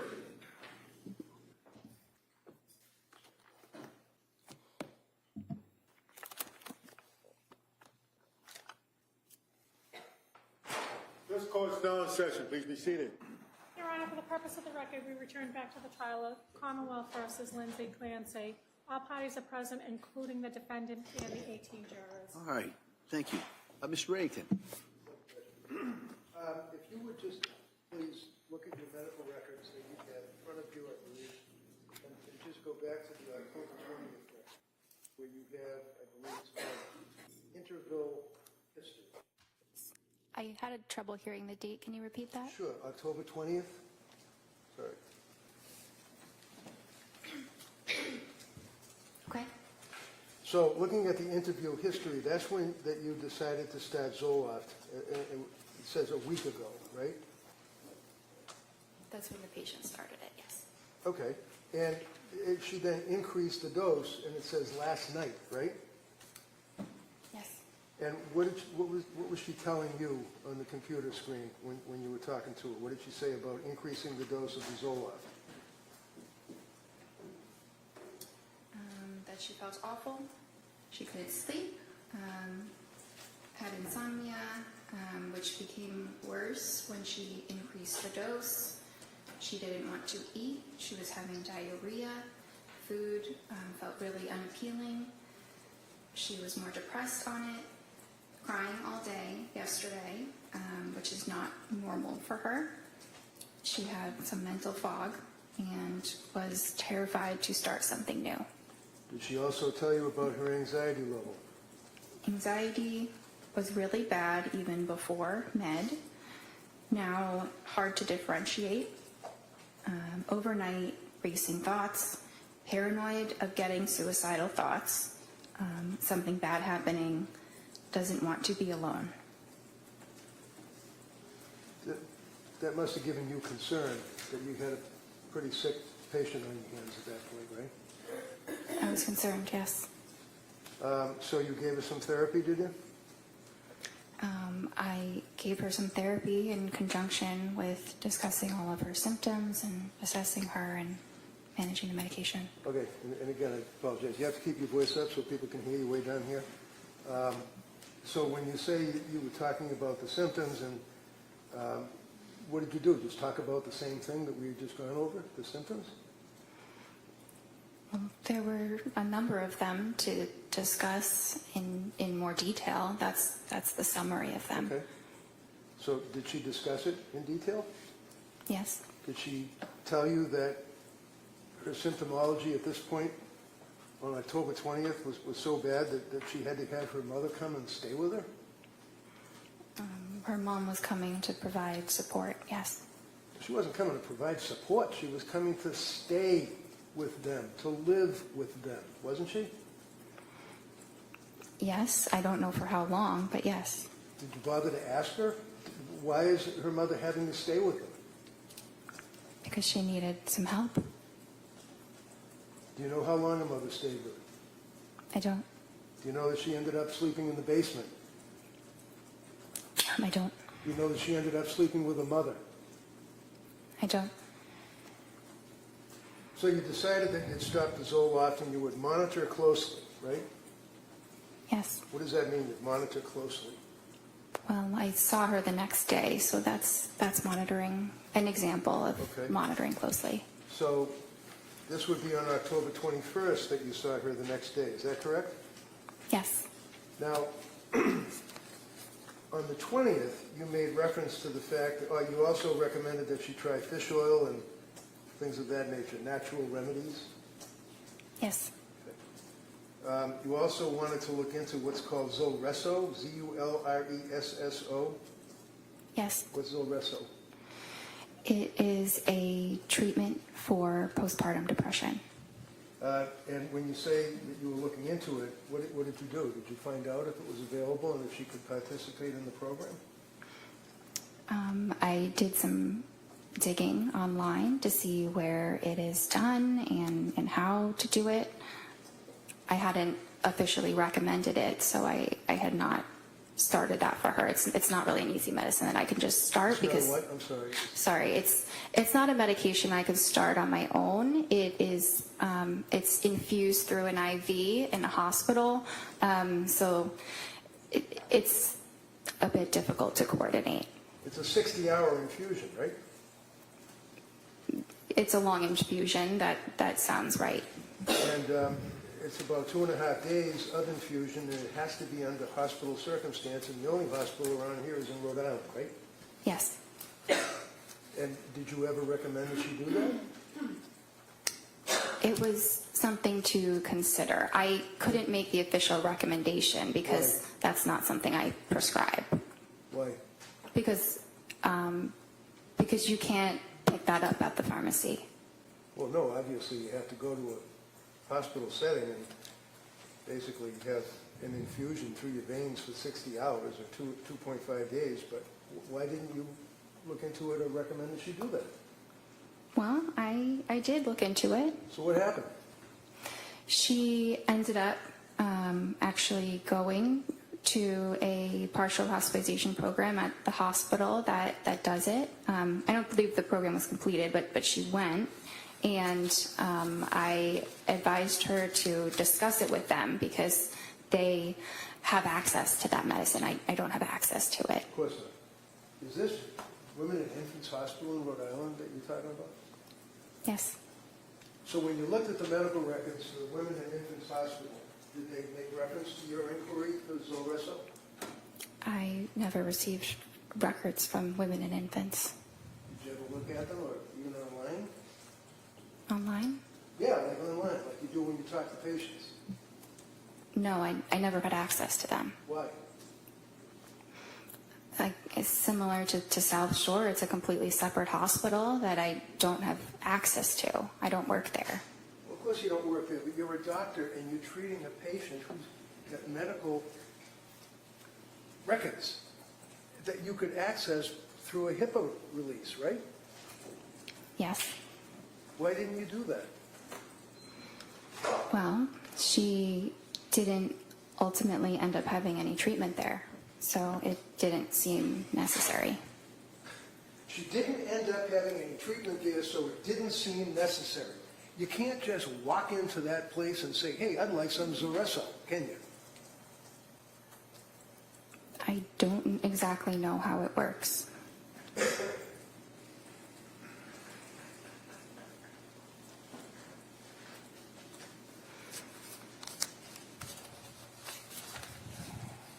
And then again, on that date, which would be October 20, when the jurors are looking at the records, you checked off the boxes again on objective findings, mental status exam, appearance, speech, things of that nature, correct? Yes.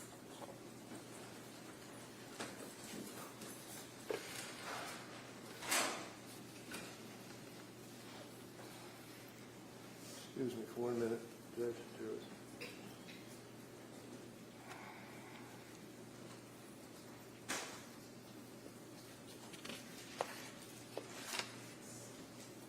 So when she was telling you on that date that she was in quoting your records, paranoid of getting suicidal thoughts and something bad happening, doesn't want to be alone, what did she mean by that? Well, those were a lot of her words. Right. Isn't that a concern? Your patient is telling you she doesn't want to be alone. Why didn't she want to be alone? Because she was very anxious and had the feeling like something bad might happen. Okay. Did her mother ultimately and dad come to stay with them? Yes. How long did they stay with them? I don't know. When you talked to the mother and the father, did you say to them, what is she doing? How does she appear? Is she in bed all day? What did they tell you? They never called my office, so I never spoke with them. They never called your office? They never called me or sent a message, so I did not have communication with them. So that's their fault, but they didn't call you, the doctor, I guess, right? Sustained. Next question. So, do you think maybe it would be reasonable if you're the doctor and you're investigating your patient's symptomology that you might, when you know that the parents are staying with her, that you would make a phone call yourself? It's not typical when you have an adult who is able to advocate for themselves to speak with their parents. So while she is telling you about her symptomology and tearfulness and crying and unable to get up and anxiety and the medications and the mental illness that she had, you felt that she could advocate for herself? Yes. Okay, on the television, on the computer. Yes. The next time you saw her was on October 26th, is that correct? And you can pull up your record. Yes. Now, and if you look again at the interval history where you put down what's going on in the patient's life that time, this is when she indicated that she's back to where she felt that she was before Zoloft, which was not great, and that you guys were considering a new medication. Is that right? Yes. And then you started her on Ativan, as we talked about, right? Yes. And then you started her on the Duxbury, right? Well, she had already been started on the Ativan, and then we added the buspirone. So my question was, you started her on buspirone, right? Yes. Okay. And also you added hydroxyline as needed, right? Yes. And you continued the Ativan, correct? Yes. Did you discuss side effects with her at that point? Yes. Did you also discuss starting Remeron or pregabalin? Yes. What did you tell her about Remeron and pregabalin? I don't think I went into any detail about those medicines, just that those might be things to consider in the future. And then you saw her on October 31st, right?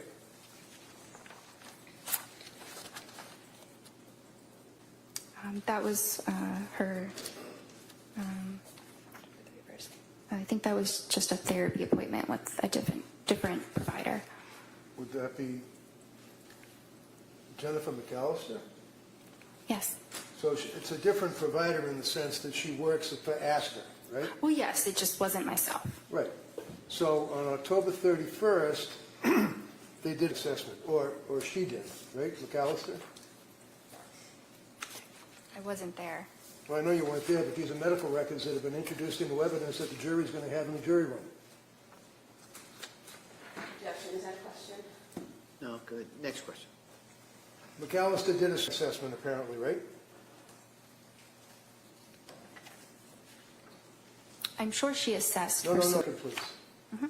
Where do you see it? Sorry. Where it says assessment. There's only 4 pages for October 31st. Yeah. Well, actually, there would be 8 because it's 2 sides.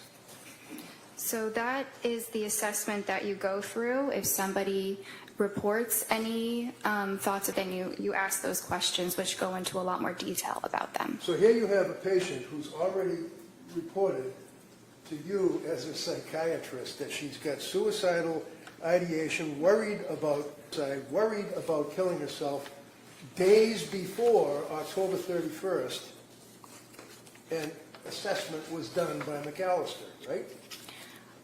I wasn't there. You would have to ask her. Well, maybe I will, if she Okay. comes in. Okay. Why don't you tell me what the record shows? Did they do an assessment? Did she check off the little boxes? I'm looking for that section. It says that patient denies suicidal or homicidal ideation at this time. Okay, so again, this is on October 31st, right? Yes. The patient, within a period of a couple of days and meetings with you, that McAllister has access to because the records are within your business, right?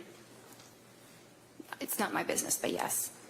Has reported suicidal ideation and fear and dwelling about killing herself and afraid of those thoughts, right? Let's see. I just want to be absolutely clear.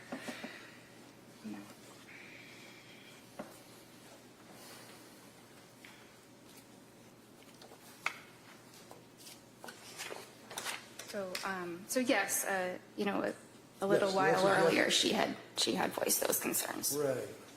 So as a result of voicing those concerns, is it your understanding that McAllister did not do any questions because Lindsay reported that she wasn't suicidal? It appears that she asked about Right, you already suicidality. told us that. I'm asking you about, excuse me, Hold on. Ask the next question. Go ahead. thank you. I'm not asking you, you told us 3 times now that she said she was not suicidal when she spoke to McAllister. I'm asking you about assessment for the 3rd time. You see it in front of you? Yes. Okay. Can you tell me, did Lindsay answer any of the questions that were asked over the 2 pages, possibly 3 of the statement? Yeah, 3, done by McAllister. I don't see anything written here. So was there an assessment? I don't know because I wasn't there. I don't know what the And you don't conversation know from looking was. at the records, right? From looking at the records, I don't see evidence of additional suicidal questions beyond asking if it was there or not. So, suicidal assessment, doctor, is in the medical records. It consumes almost 4 pages, does it not? Yes? Yes. Okay. And all of the questions, like asking, have you felt life is not worth living? Is death something you thought about recently? Are you dwelling on that? What leads up to the thoughts? What are the thoughts? All those questions, right? For 4 pages, right? Yes. And there is not one notation indicating that that test was ever administered to her on October 31st, correct? Correct. But it looks like it was asked in other ways. Okay. November 2nd. Oh, it was asked in other ways? Is that what the little checkbox where it says denies suicidal ideation? Can I read something that she You wrote in the have note? indicated repeatedly that she denied suicidal ideation, right? Yes. Okay. The suicidal assessment was not administered, according to the record that's in front of you, by McAllister, yes? The additional suicidal assessment, yes. November 2nd. Oh, by the way, as a psychiatrist, not a psychologist, you have the ability to prescribe medication, obviously, right? Yes. And that's what we talked about, the DEA number and all of that, correct, which you had for about a month, other than when you were a resident, right? Yes. So you're prescribing these SSRIs and antipsychotics and antitropics or whatever they are, and it's important as to the metabolism of your patient with those drugs, isn't it? Yes. Okay, wait a second. What does metabolism mean? The body breaking down the medication.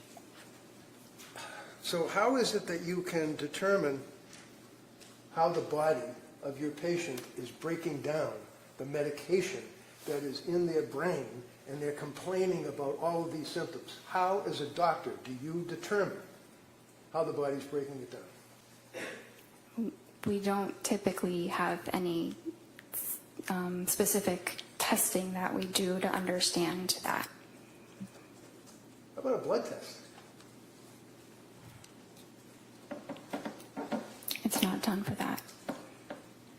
It's not done for that, meaning a blood test is not done to determine the metabolism of your patient, of your medications? Are you referring to genetic testing? No, I'm asking about the metabolism. I'm not Okay. talking about genetics. I'm talking about the metabolism of the SSRIs in her body. Okay. You can tell that metabolism rate through blood testing, right? Not in the way that you're describing. Okay, what way would it be?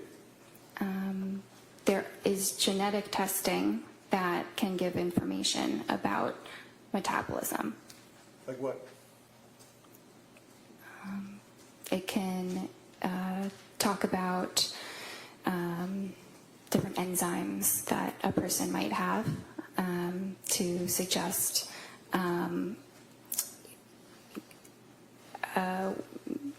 it provides information about the enzymes that a person might have the genes for. Okay, so it provides the enzymes that a person might have the genes for. Forgive me, I'm having difficulty with that. What does that mean? It's a little complicated.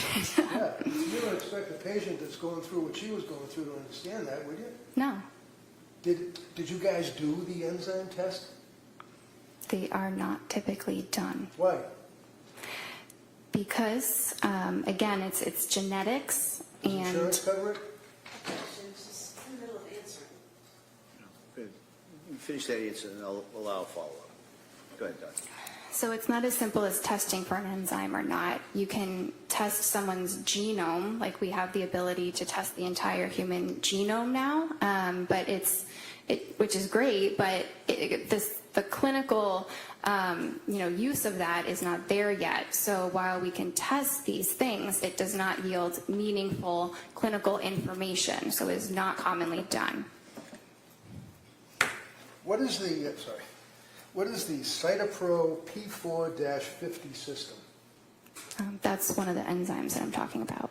So the Cytopro P450 system talks about and tests for the breakdown of psychiatric meds in the blood, right?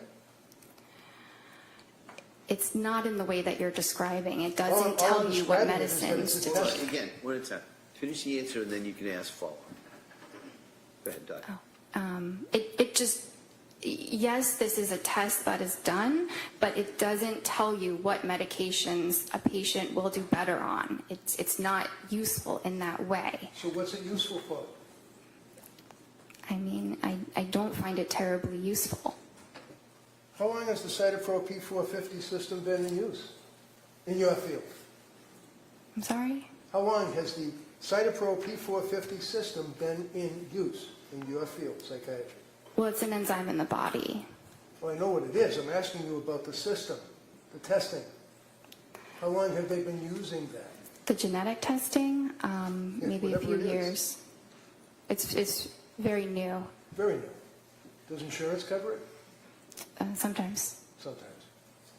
So it is nevertheless a legitimate test to determine the breakdown of psychiatric meds in a patient's blood, correct?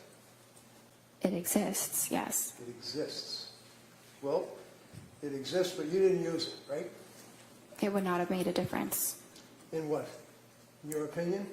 in her treatment. Because you go by the checks in the checkbox and what she self-reports, right? No, not just the checks in the checkbox. Oh. In any event, tell me about the thyroid. The Tell me thyroid? about the thyroid. It's an organ in the human body that regulates hormones. And what, if any, import and impact do thyroid levels have on your evaluation of a woman who is in the throes of postpartum depression? They don't. What is the purpose of a test to determine the thyroid levels? Well, you can test something like the TSH. Well, I don't know what a TSH is. I'm sorry. What is a TSH? Thyroid stimulating hormone. Okay, thank you. That's something that can be tested typically by maybe a PCP, primary care, or endocrinologist if they have concerns about someone's thyroid function. Were you aware of a study that was a major study that was peer-reviewed? What does peer-reviewed mean in your business? That it was reviewed by other researchers in a similar field. And the report or the article or whatever it may be has to be approved by the peers that are reviewing it before it can be published, right? Yes. And you'd agree with me that in the medical field, it's a big deal to have publishing articles on your resume, right? Yes. And how many articles have you published about postpartum depression, postpartum psychosis, anything? I have published something, but it's not a full article. It's just a small thing. Okay. Are you aware of the Psychiatry magazine article dealing with, in 2021, thyroid function in postpartum psychosis, an exploratory study? Have you ever heard of anything about that, let alone read an article about it? No. Are you aware that there are studies that have compared thyroid function between psychosis with postpartum onset, PPO, psychosis without postpartum onset, PWPO, and normal postpartum? You aware of that? No.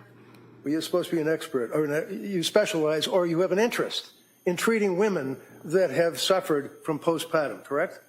Yes. Have you written any articles at all about postpartum depression, anxiety, psychosis? No, I'm not a researcher. I'm a clinician. Have you read any of the articles, such as thyroid function in postpartum psychosis? I've read many articles. There are thousands. I have not read that specific article. Thousands? Thousands of articles on postpartum psychosis and the thyroid? No, not on that specific topic. So when the Astor doctors are treating a person like Lindsay, it's your testimony to this jury that testing, whether it's blood testing or whether it's the Cytopro P4 testing, is not necessary because Jennifer Tufts doesn't think it's necessary, right? It does not yield information that would influence treatment. Really? So if there was elevation in the thyroid, that wouldn't impact on your treatment at all, your evaluation, your investigation? Sorry, I thought you had mentioned the cytochrome issue. Are we talking about that one, or are we talking about the thyroid? Talking about the thyroid. Okay. Yeah. So if Can you there were repeat? tests that revealed elevation in the thyroid level, is it your testimony that you wouldn't care? If I somehow found out that a patient had elevated thyroid levels, I would advise them to talk to their primary care or maybe get an endocrinologist to discuss it. Did you ever recommend that Lindsay get an endocrinologist? No, she And the did reason- not. The answer is no. And you basically did not have any information that you could use to even realize that there might have been a thyroid issue with this woman that was postpartum, right? Because you didn't do any blood tests. There was no clinical reason to obtain a blood test. All right, so you continue on with your meetings by the computer, correct? Yes. November 2nd. You can get November 2nd out. You got it? November 22nd? No, it looks like November 2nd. I apologize. That's what I'm looking at. Tufts, Jennifer, MD, Clancy, Lindsay. Follow-up note, November 2nd. Yes. Okay. And you're still diagnosing her with generalized anxiety disorder, GAD, right? Yes. You add in there an adjustment disorder with depressed mood, I guess because of what she had been telling you, right? Yes. Okay. Looking at the psychiatric condition, you note that it's improving. Right? Yes.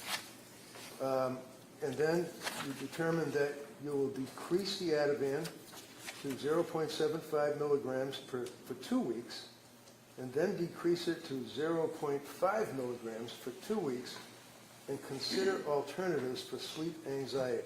Is that correct? Yes.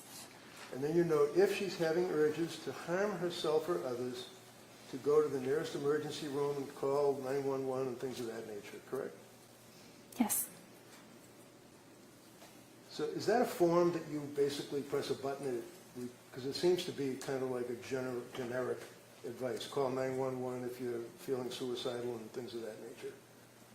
Well, that's advice that we provide for every single patient. Okay. And then you note that half the encounter was on counseling or coordination of care on November 2nd, right?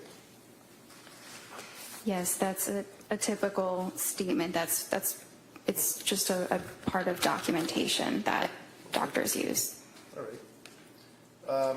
Now, on November 2nd, you were suggesting the 4 drugs that she would start would be Remeron, Trazodone, Pregabalin, and hydroxyzine, right?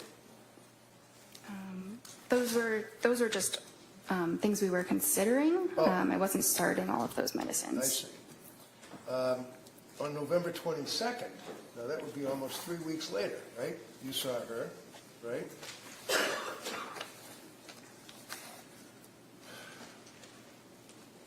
And did you ask her about whether or not she was still having suicidal thoughts or worrying about suicidal thoughts, for example? Did you ask her that? Yes. And how do you know that? Because the box is checked? It's written in my note. What does it say?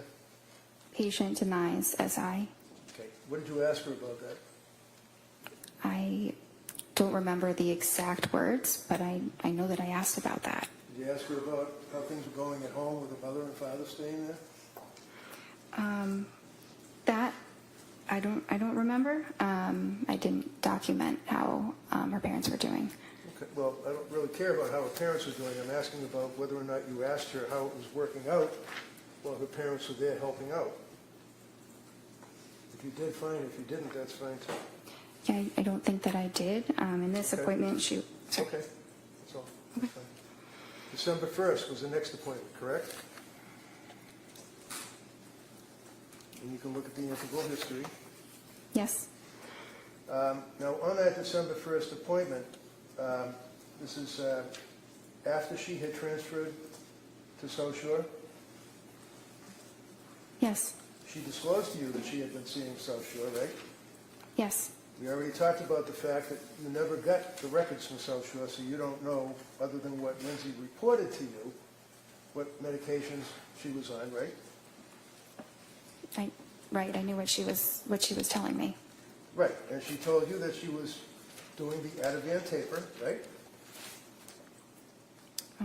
Well, she said she had tried doing that, but that then she was having worse sleep. Having difficulty sleeping is what she indicated to you, right? Yes. And she tried other meds that you had suggested, but stated that she was having difficulty with those meds, including Presiding, right? Well, the trazodone she didn't have a problem with. It just didn't seem like it was particularly helpful. Right. Did you prescribe the Trazodone or somebody else?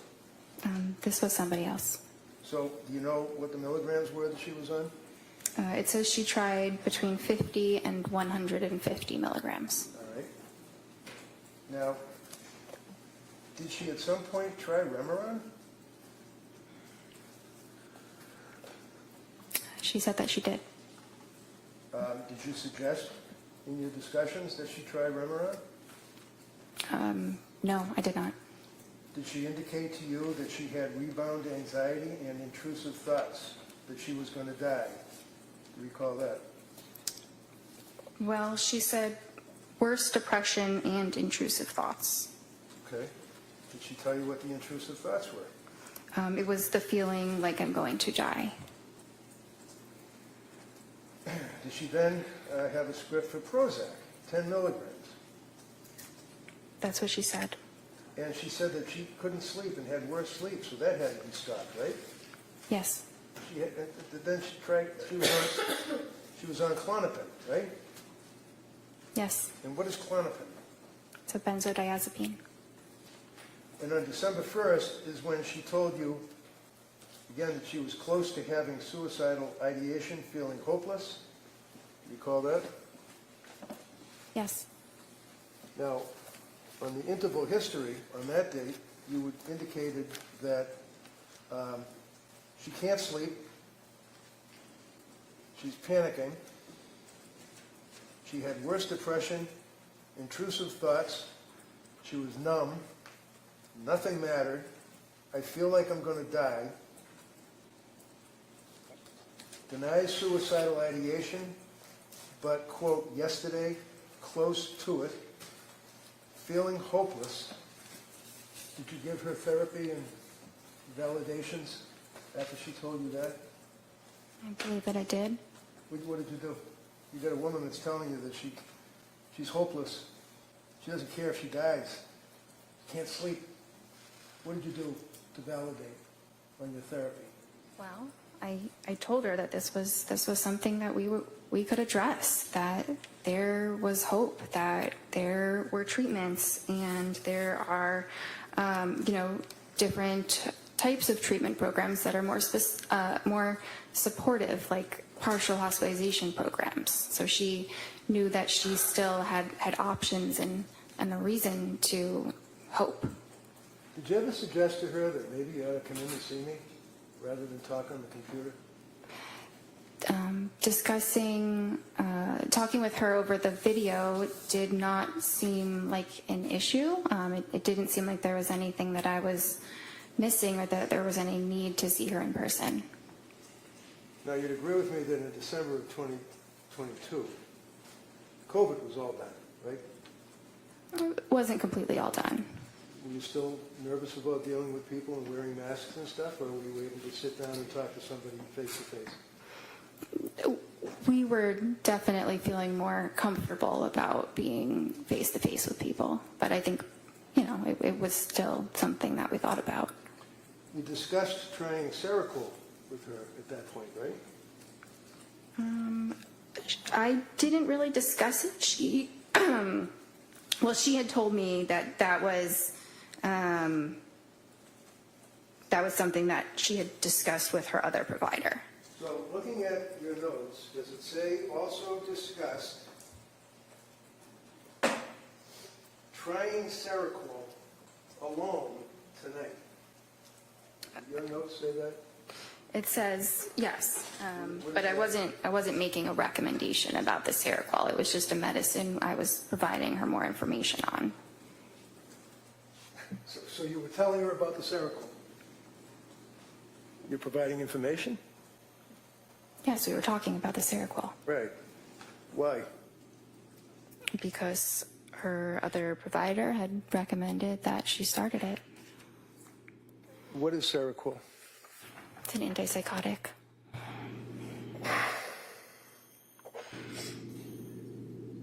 You also discussed with her the possibility of undiagnosed bipolar disorder, did you not? It was discussed. And undiagnosed bipolar disorder was, in your opinion, as a result of not a reaction, but extreme reaction to the SSRIs, right? Not as a result of the SSRIs, but that Does your note say, and I quote, also discussed possibility of undiagnosed bipolar disorder given extreme reaction to SSRIs and insomnia, period. Does it say that? Yes. Those are your notes, right?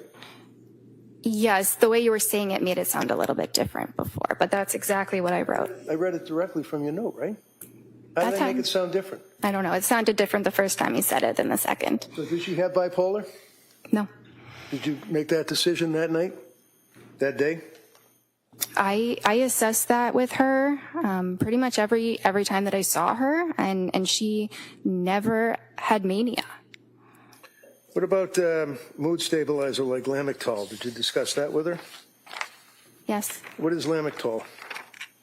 It's an anticonvulsant, but it's used in treating mood disorders. So what was the end result of your meeting with her on December 1st? What did you guys do? Did you give any recommendations, advice, anything? Yeah, well, so at this time, I was not prescribing her medications, but I was still concerned, not concerned enough that she was at imminent risk of hurting herself or anybody else, given what she said. But we had a plan for her to pursue a partial hospitalization program. Where was that? Well, the one that I had recommended was HRI. What is that, HRI? It's a hospital in Brookline. And did she ultimately go to another hospital? She ultimately went to the Women and Infants Hospital for one day. And those are the records that you didn't get, right? Correct. Okay. And you decided that she did not have bipolar disorder because, in your opinion, she did not meet, and I quote, the criteria, right? That would be the criteria in the DSM, right? Yes.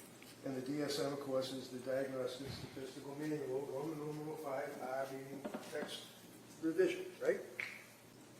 Yes. Is that what you were using back then?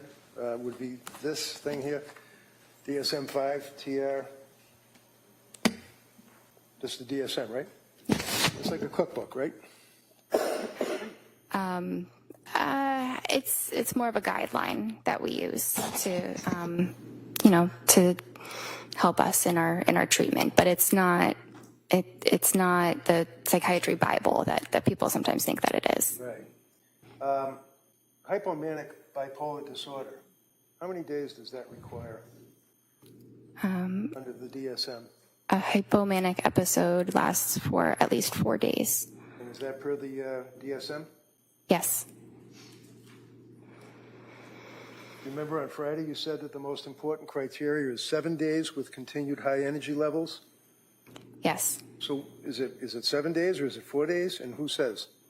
Well, mania is 7 days. Hypomania is 4. Discussed again, with her on December 1st, and that's the Lamatra sheet, right? Yes. And do you know in your records that she indicated that she was really struggling? And it was as a result of that that you recommended that hospital program, correct? Yes. You agree that she had, in your opinion, a severe mental disturbance at that point that was manifesting itself? She had a maybe moderate heading towards severe. Moderate heading towards severe mental issue, okay.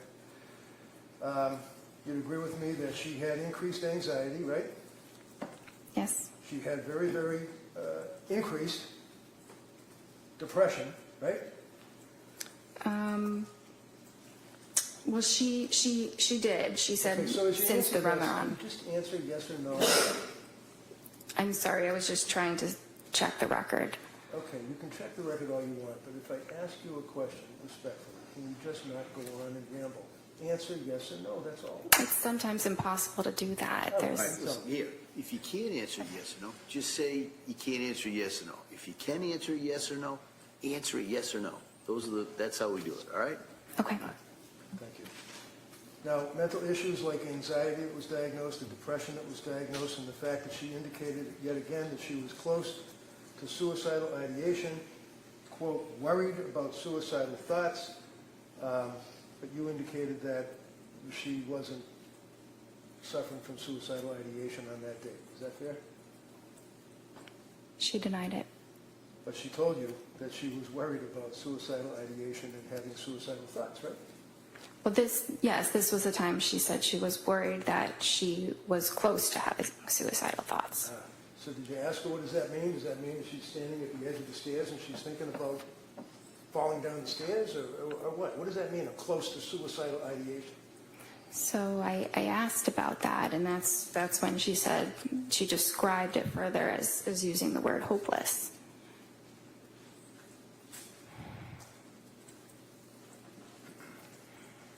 So did you prescribe the lamotrigine on that occasion or no? No.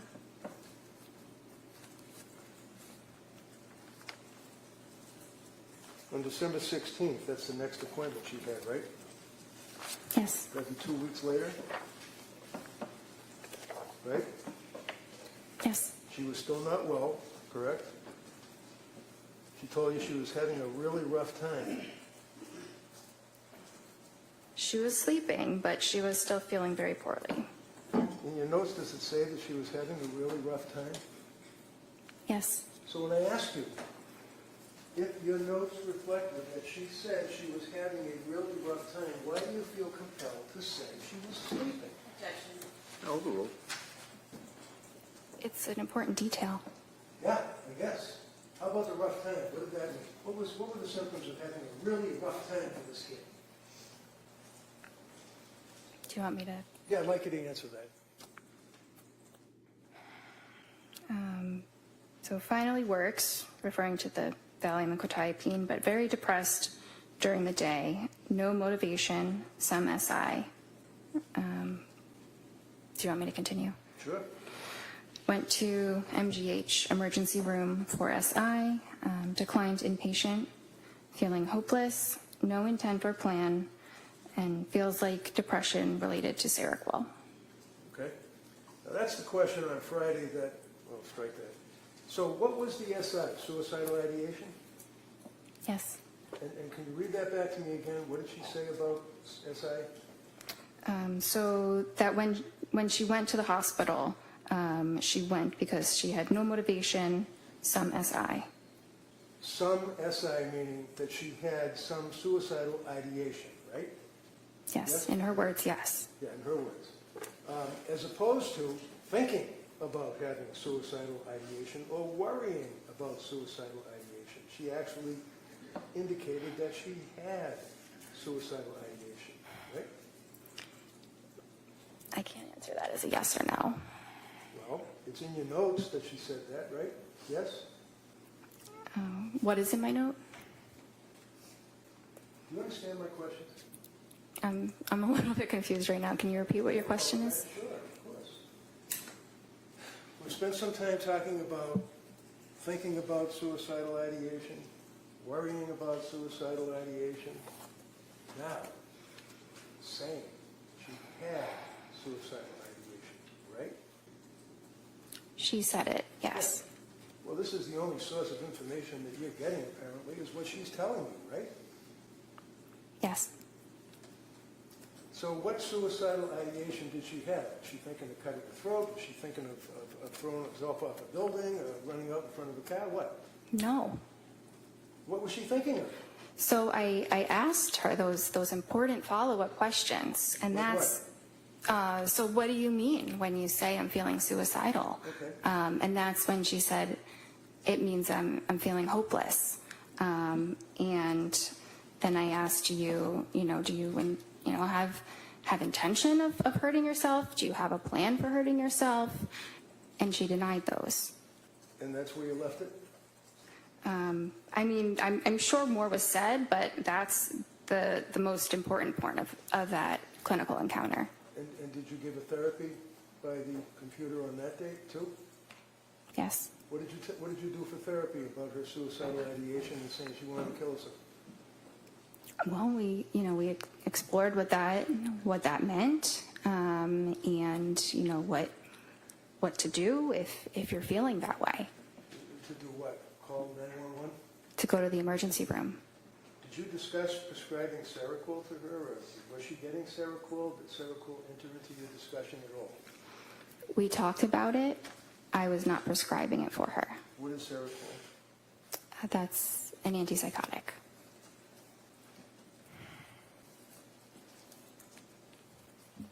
So, at the conclusion of your meeting on December 16th, basically what you took away is that she had now increased to suicidal ideation, was feeling hopeless, all the rest of the things that we've talked about, and then she just moved on, went home?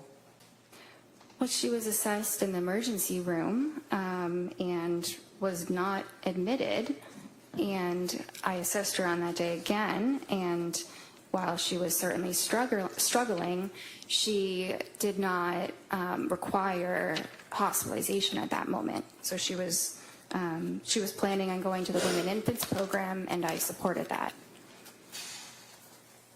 Did you know that around that time she confessed to her husband that she was having now thoughts of harming children? No. Would that have been something you were concerned about? If I heard that, I would have been very concerned. You would have called DCF, right? I might have. And when you spoke to Pat, did you ever ask him what his observations were of her spiraling into November and December? Not that one time that he stuck his face on the computer and talked to you. Did you ever talk to him? He never called me again. Or he never called at all. I never spoke with him again. So he is a husband of a woman, just had a baby, who's postpartum with all of these symptoms that we talked about, all of the drugs that you were prescribing and that she was dealing with, trying to get help. You never talked to her husband about what he observed because he didn't call you? Well, we did speak on that visit, Which visit? the 16th. Or I think that's the one that he was at. You think it was? It's not noted in your record? It's not noted, but I remember some of what we talked about, and so in reading that record, it seems like that's the likely one that he was at.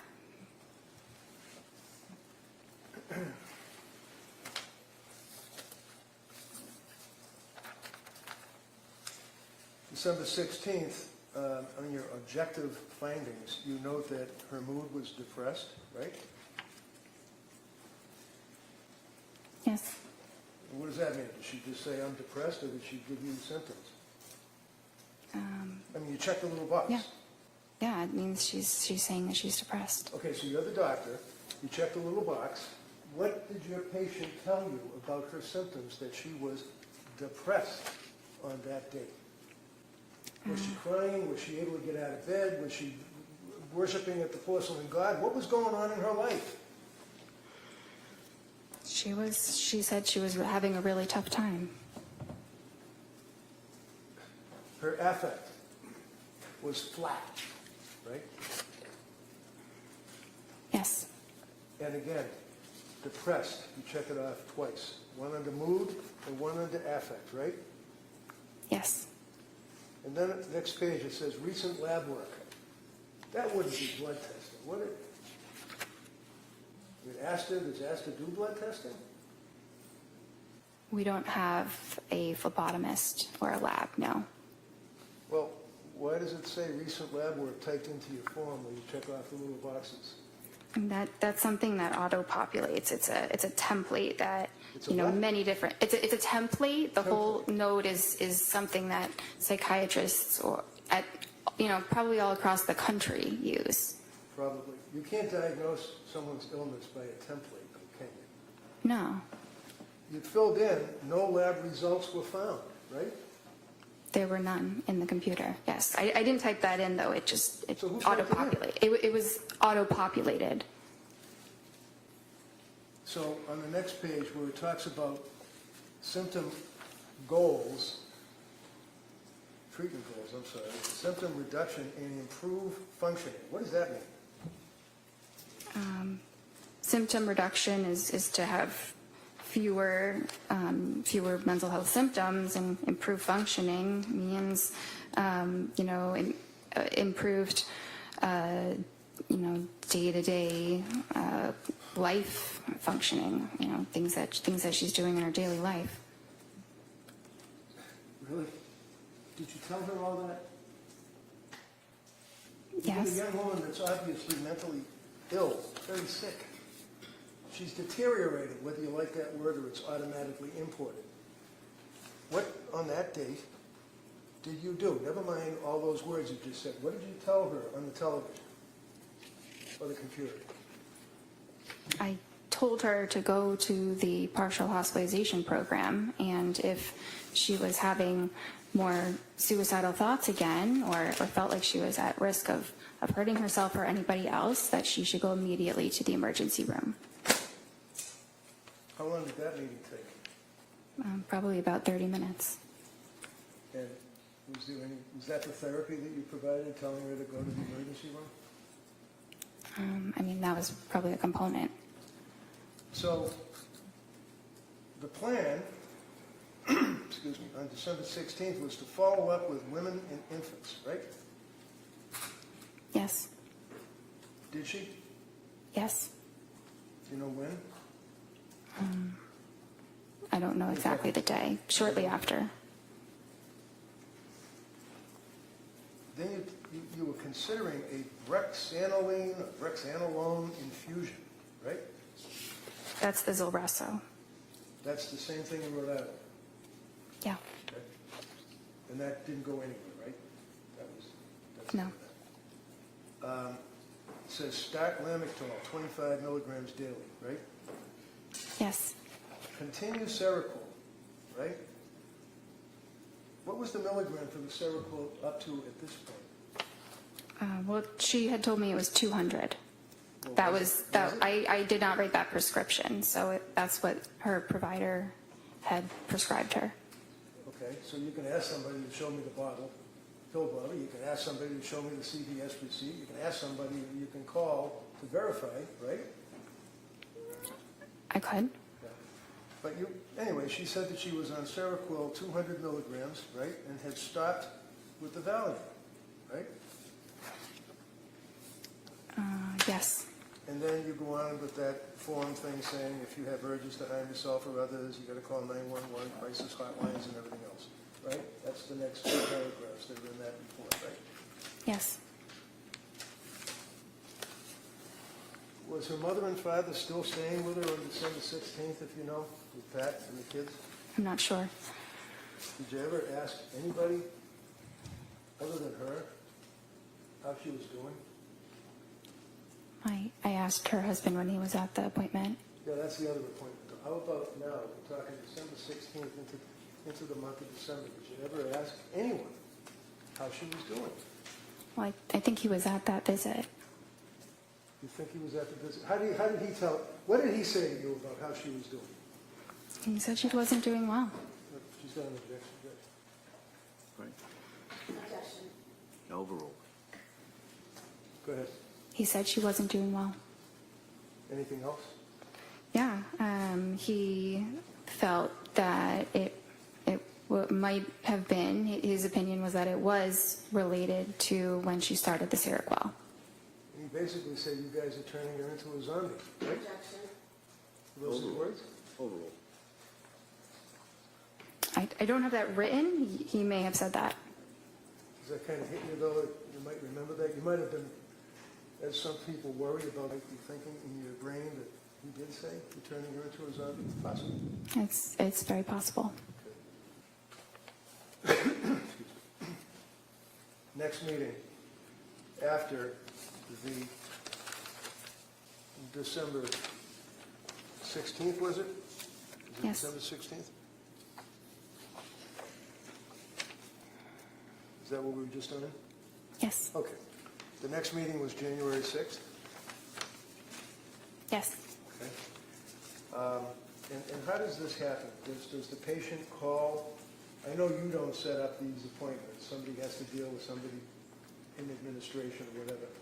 But do you, like, on December 16th, say to Lindsay, call me or set up an appointment for January 6th, or do they have to do it themselves? So at the end of an appointment, I typically will schedule their next appointment. So did you schedule January 6th? I think that one she scheduled herself. Yeah, that was the day after she got out of McLean, right? Yeah, usually the hospital coordinates the discharge appointment. Well, if I tell you that, in fact, the hospital told her to set up the appointment, and that within an hour, she set up the appointment. Is that in your notes? It's not in my notes, no. Do you remember that? That was a pretty big deal that she was in McLean locked wards for 4.5 days, right? Yes? I mean, she's your patient, and she's really gone downhill bad, right? No, she wasn't doing well. And she admitted herself to the locked wards at McLean, right? Yes. And what was the diagnosis at McLean? I believe they diagnosed her with major depression. Did they recommend any medication? They took her off of the Seroquel. They took her Off of it. off. Okay. So did you look at the McLean records? Yes, definitely. And those were imported easily because you're part of the same structure or whatever? No, but after someone is hospitalized, the hospital usually faxes it to their doctor. All right, so if I tell you that the McLean records are really pretty voluminous, that's not what they fax. They fax you like a 2-page discharge summary, right? Yes. You didn't get that by fax, right? No. So what did McLean tell you? Look in your notes.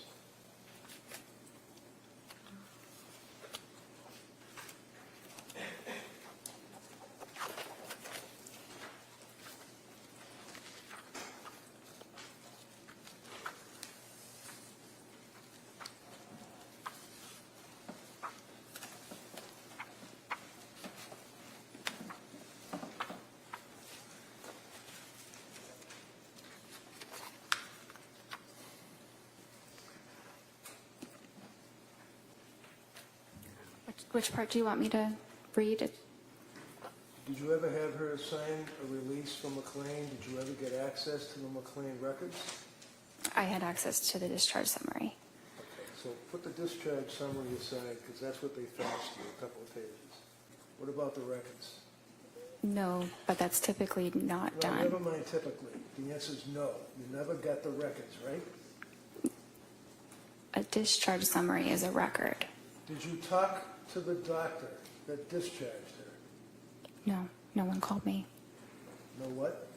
No one called me. I wasn't notified about the hospitalization until she was discharged. So you just sit there behind your computer and wait for people, Patrick, wait for the doctor from McLean, wait for the sick person who's the patient to call you?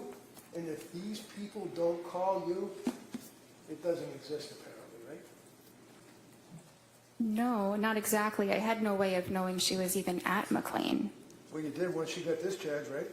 Yeah, but that was after the fact. Right. So did you care why she was in McLean? Of course, And why was she in McLean? because she was depressed. And what was the, does your record indicate that she was discharged yesterday under interval history?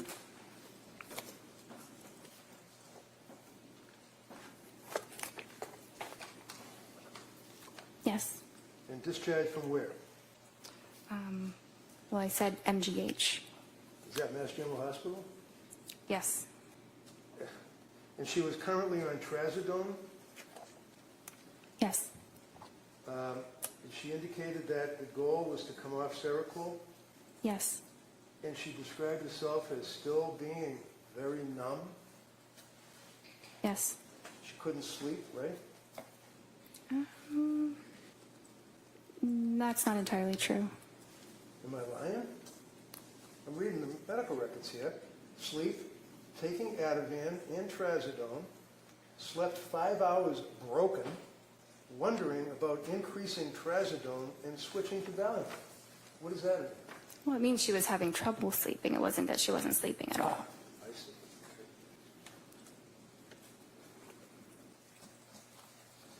So was the trazodone increased at that point? Yes.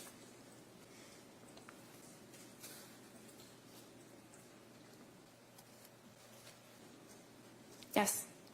How about on January 9th? Did you see her through the computer or whatever then? Yes. And did you prescribe medication to her on that date? Yes. And was that diazepam? Yes. 14 count, 1 milligram? No, I'm sorry. 14 count, 5 milligram. That sounds right. Okay. Did you also, on January 12th, 3 days after January 9th meeting, prescribe additional medication to her? I'm not sure. I don't have a record from January 12th. Do you recall on January 12th that, in fact, you prescribed trazodone 150 milligrams, 30 count? Yes. 3 days later, or a couple of days later, January 16th, do you recall prescribing amitriptyline? Yes. What is amitriptyline? It's a tricyclic antidepressant. What does a tricyclic antidepressant mean? Well, it's an older antidepressant. It's called a tricyclic because it has 3 rings. If you look at the chemical itself, like a tricycle, but it's an older but efficacious medicine for depression and anxiety as well as insomnia.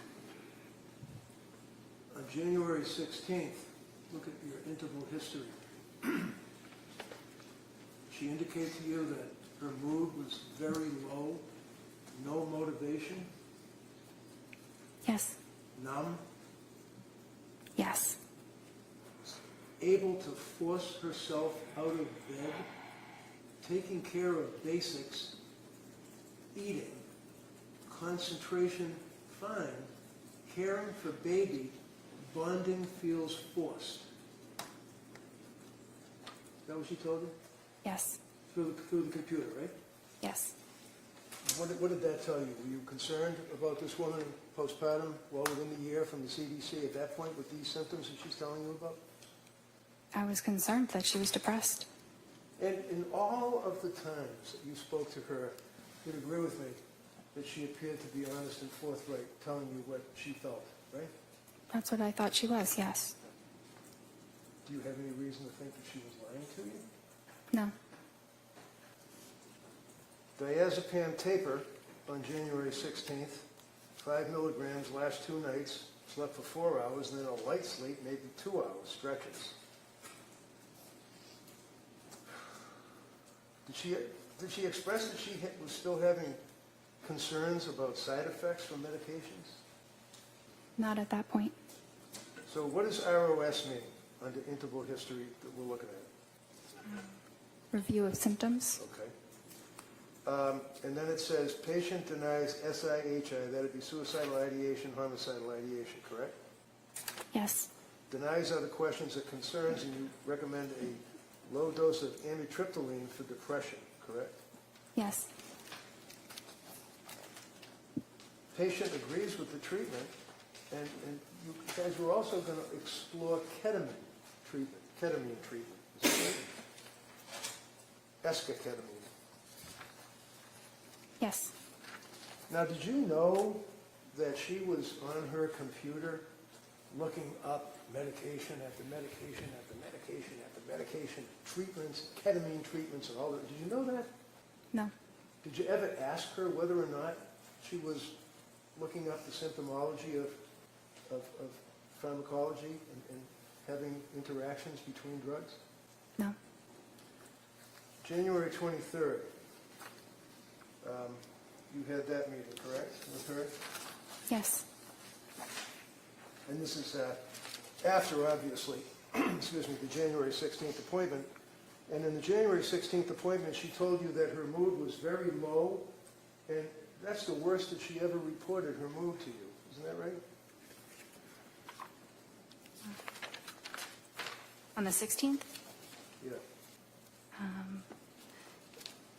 I don't know if that was the worst it was ever reported, but it was certainly bad. And you didn't recommend that she have a hospital evaluation, did you?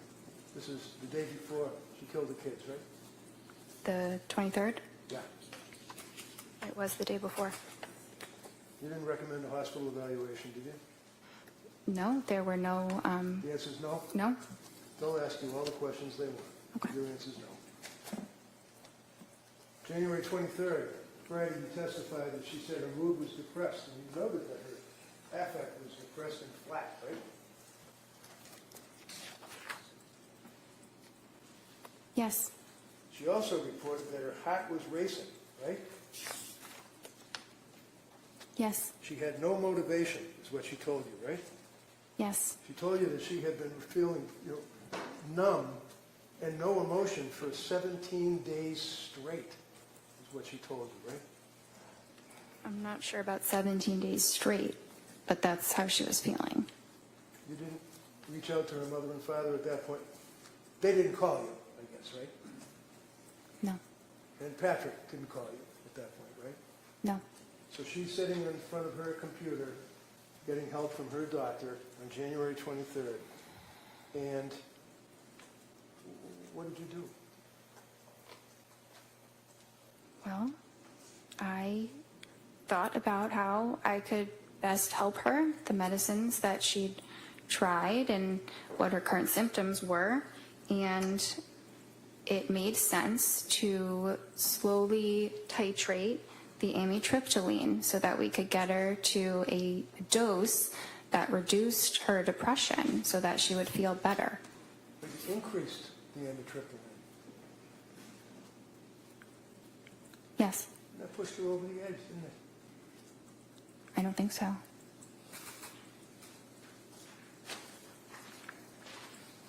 That's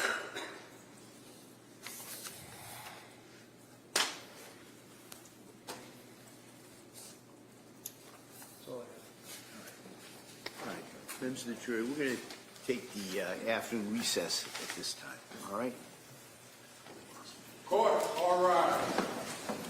Jurors, please kindly close your notebook.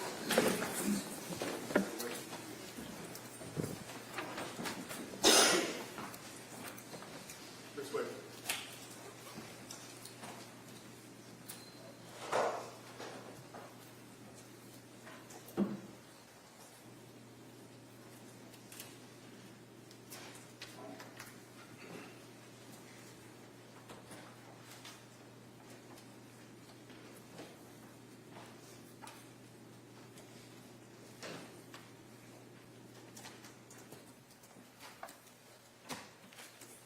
Jurors are registered to the floor. This court's in session. Doc, you may take off and stand. Counsel, anything we need to discuss before the break? No, Your Honor, thank you. All right, so we'll be in recess on this matter. Hold on.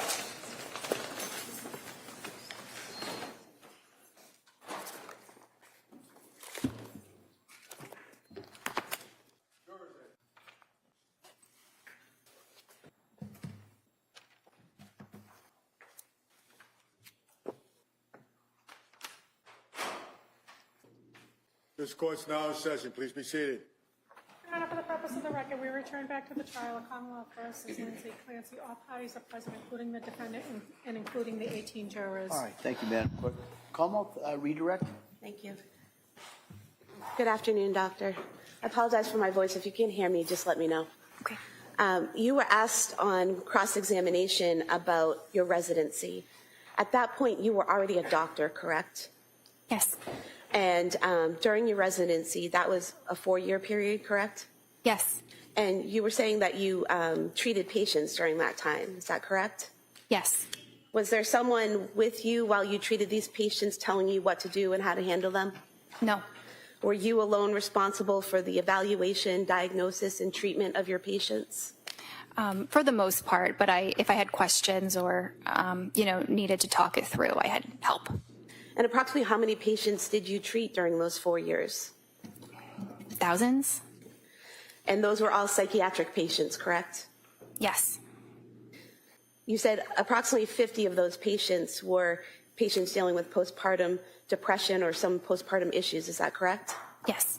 You also said you had some specialized or specific training in that area. Can you describe that for us?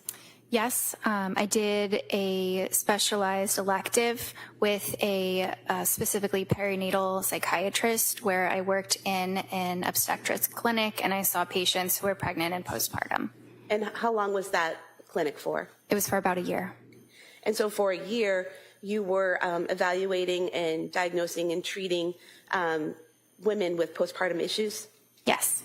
And that's separate and apart from your residency? It's a part of the residency. It's an elective. So for 1 year out of the 4, that was specifically designated to postpartum issues?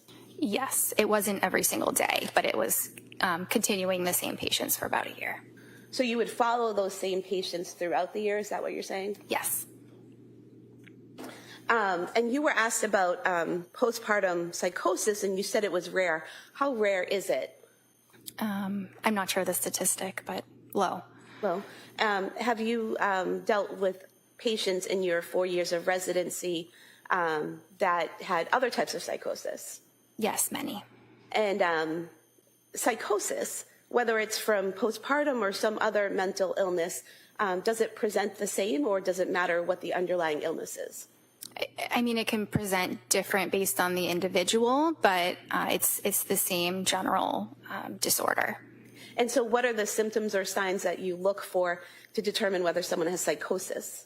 So you look at them, you assess their appearance, are they disheveled, and then you look at how cooperative they are, how they're engaging in your interview, are they answering your questions or maybe refusing to answer your questions, maybe being very aggressive. You look at their speech, whether they're speaking very fast, very loud, or the opposite, like maybe not really even speaking much at all.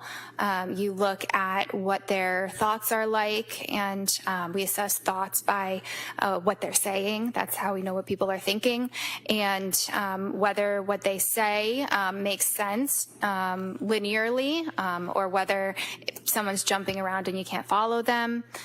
We also assess the thoughts for their content. If someone is speaking about things that are very bizarre, things that are very paranoid, if someone is talking or making noises, or it seems like they're communicating with somebody that's not in the room, those are all things, behaviors that we assess for. So although you'd never treated someone with postpartum psychosis, you had evaluated, diagnosed, and treated people with other types of psychosis. Is that correct? Yes. Did you see any signs of psychosis in any of your interactions with Lindsay Clancy? No. Defense counsel mentioned that part of your residency was during COVID. Did mental health issues just stop during COVID? Of course not. They often got worse. And so it's fair to say you still kept busy seeing patients on a daily basis? Yes. You also mentioned that some of the patients you saw in your residency, it was outpatient care. Is that correct? Yes. Is that similar to the care you were providing to Lindsay Clancy? Yes. And was that all 4 years you were providing outpatient care to psychiatric patients? For 3 of the 4. You were also asked about telehealth. Is telehealth appointments in psychiatric care standard in the industry? Yes, And how long has that been standard? since COVID. And is it a fairly common and accepted practice at this point? Yes, Most of the session, for a psychiatric session, you're talking to someone, right?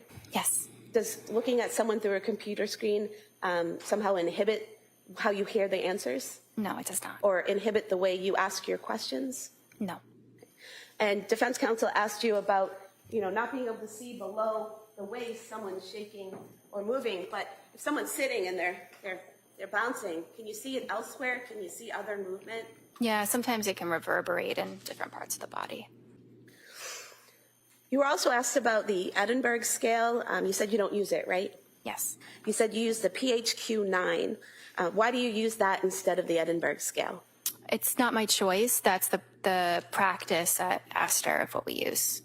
And the PHQ-9, what does that look for? It assesses various symptoms of depression.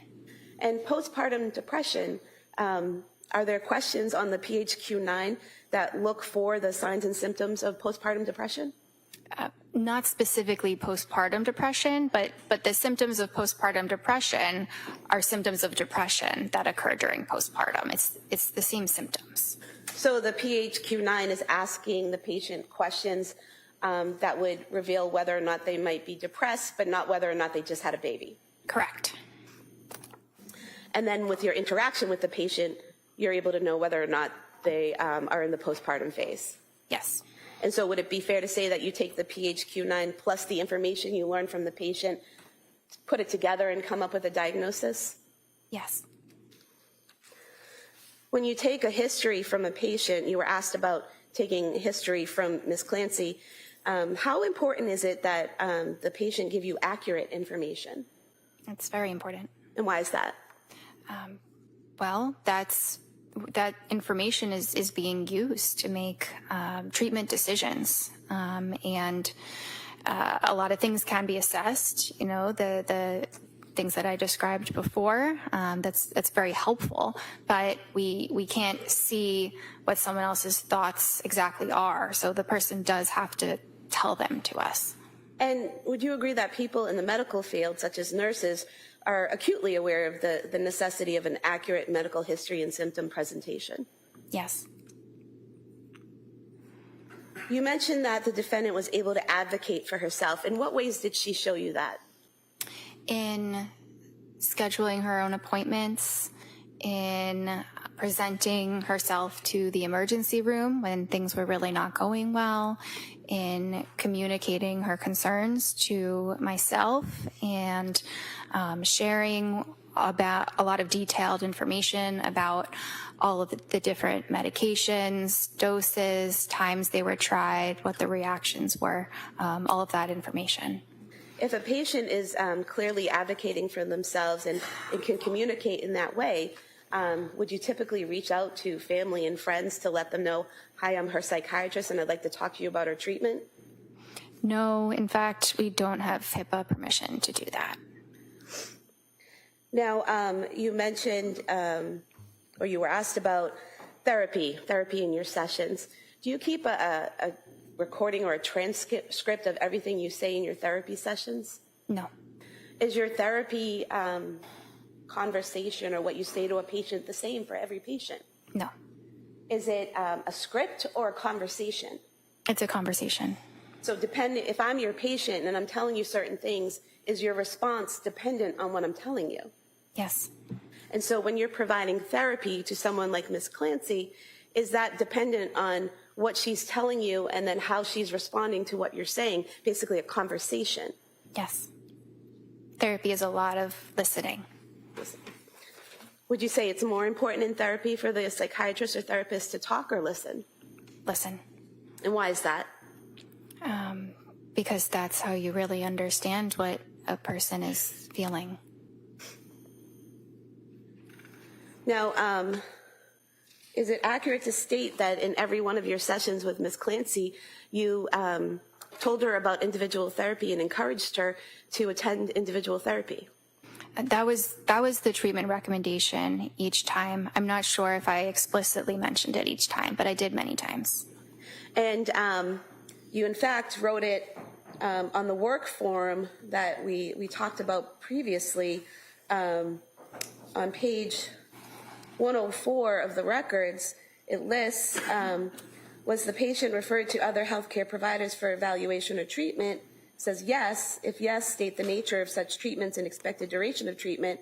And it says individual weekly therapy, correct? Yes. And this is the form that the defendant asked you to fill out, correct? Yes. And you sent it back to her, and the first version she wanted you to make some corrections on, correct?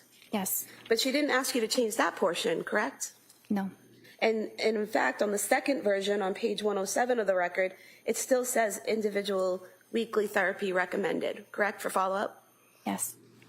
Would it be accurate to state that the defendant only saw Jennifer McAllister twice the entire time that she was with your practice for therapy? Yes.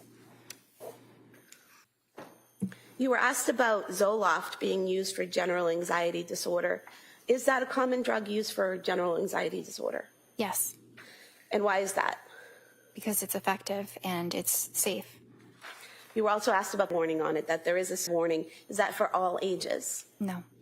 What ages or groups is that warning for? It's really for children and adolescents. They do say up to 24 years, but it's really children and adolescents. Would it be accurate to state that the defendant was 32 years old when she saw you? That sounds right. Well, if you want to check the records, I can check. to be sure. Yes. Is that correct? Yes. Okay, so 32 years old is not 3 to 4 years older than 24, correct? No.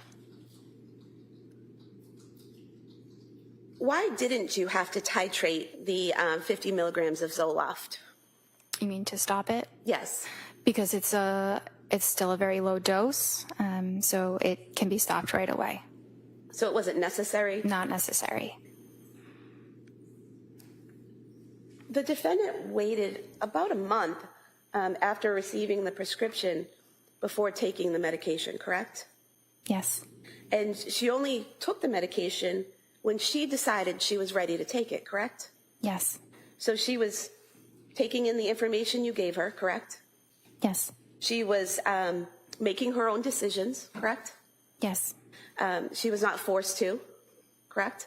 Yes. She actually had an appointment in between when you first prescribed it and when she started taking it, where she was still discussing with you whether or not she wanted to take it. Is that correct?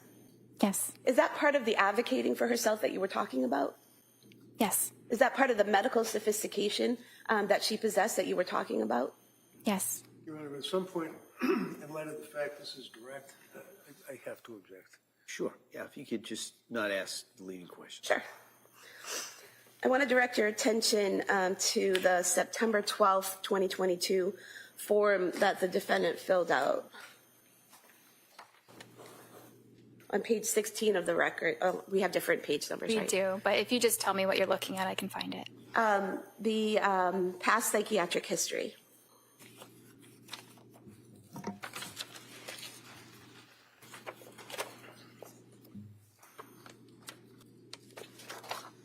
Okay. What did she tell you, Ms. Clancy, tell you about the, where it says, if yes, list the reason and dates? What did she tell you? She said anxiety, September 2013 to September 2014, postpartum anxiety, May 2020. And on the following page, under the past or current psychiatric medications, which ones did she list? Prozac, 50 milligrams, and Wellbutrin, 100 milligrams. Is there a column there that says effective, yes or no? Yes. What was the defendant's answer with whether or not Prozac was effective? Yes. What was her answer as to whether or not Wellbutrin was effective? Yes. Is there another column there that said experienced side effects? Yes. Did she check off any side effects experienced for Prozac? No. Did she check off any side effects experienced for Wellbutrin? No. Going to the October 20th, 2022 appointment.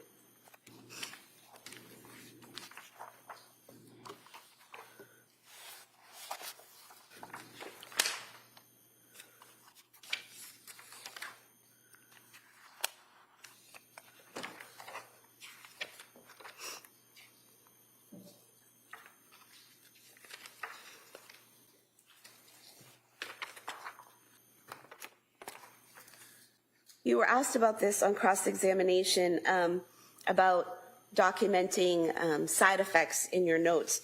Did you document the side effects that the defendant reported from the Zoloft on October 20th, 2022?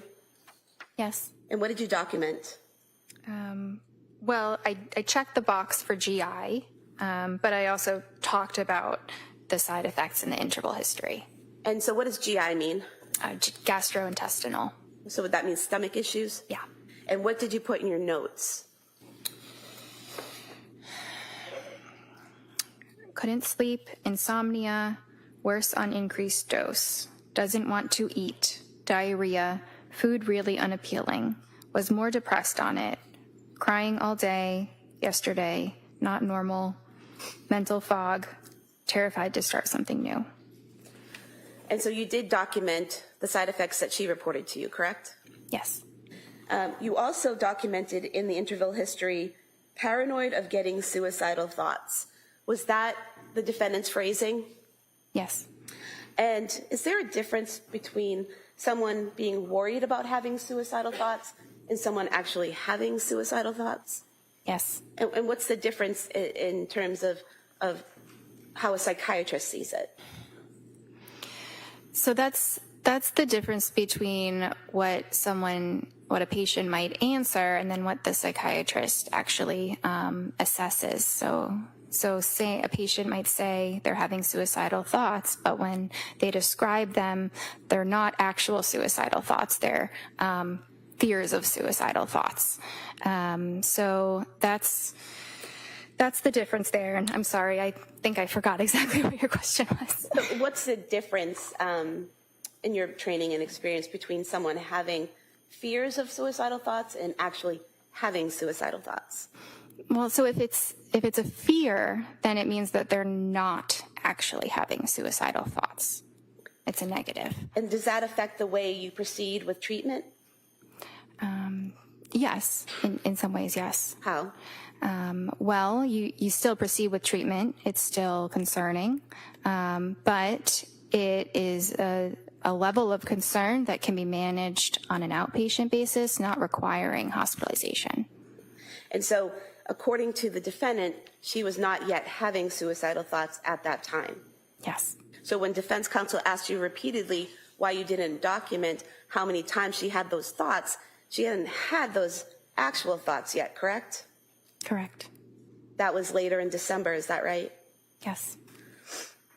Now, she also told you that she was worried about that something bad might happen, so she arranged for her mother to stay. Is that correct? Well, she arranged for her mother to stay. I'm not sure if that was because she was afraid something bad was happening, or it just seemed like they needed more help. Okay. So you don't recall the two being together as a thought? Correct. And the fact that she was struggling and arranged to have her mother stay, got support, advocated for herself, would those be protective factors? Yes. How so? So if someone demonstrates that they can advocate for themselves, that they can seek help if symptoms worsen, then that shows that they have good judgment. They can be trusted to present for care if serious safety concerns were to arise. So based on your training and experience with Ms. Clancy, where she says she's worried about getting suicidal thoughts, and she has her mom come stay with her, do you see that as a positive decision? Yes. You were asked about not asking the defendant if she had called hotline. If a patient denies suicidal ideation, would you typically ask them if they had called a line? No. And why not? Because I wouldn't think that they would have. If a patient were to call a line, I would think that they would be telling me they're having suicidal thoughts as well. You were asked about prescribing hydroxyzine, Ativan, and Buspar. Did you tell the defendant how to take those medications? Yes. What were your instructions? So the Ativan was to take as needed for severe anxiety. The Buspar was to be an everyday medicine. And the hydroxyzine, we had started that to see if she could use that as an alternative to the Ativan. So to take it instead of the Ativan. But if the if the hydroxyzine wasn't working, she still had the Ativan to use, it's stronger. So was there ever an instruction for her to take all three at the same time? No. And you were asked about the contraindications of Ativan and Benadryl. Do you recall that? Yes. Are there contraindications for taking the two together? It's not an absolute contraindication. You have to be careful that the person is not excessively sedated, meaning like they're so sleepy that it's hard for them to, engage in normal activities because they're so sleepy, or maybe they might feel a little bit dizzy. But it's not an absolute contraindication. You just have to monitor them. And is that one of the reasons that you prescribed the hydroxyzine? Sorry, is what one of the reasons? It's the fact that the two of them together, Ativan and Benadryl. Well, let me strike that question. Why did you prescribe the hydroxyzine?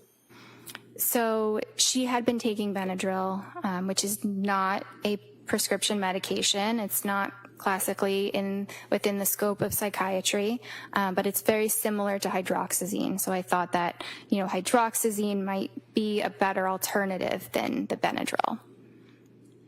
Okay, and I'm just going to direct you to your November 2nd, 2022 interval history.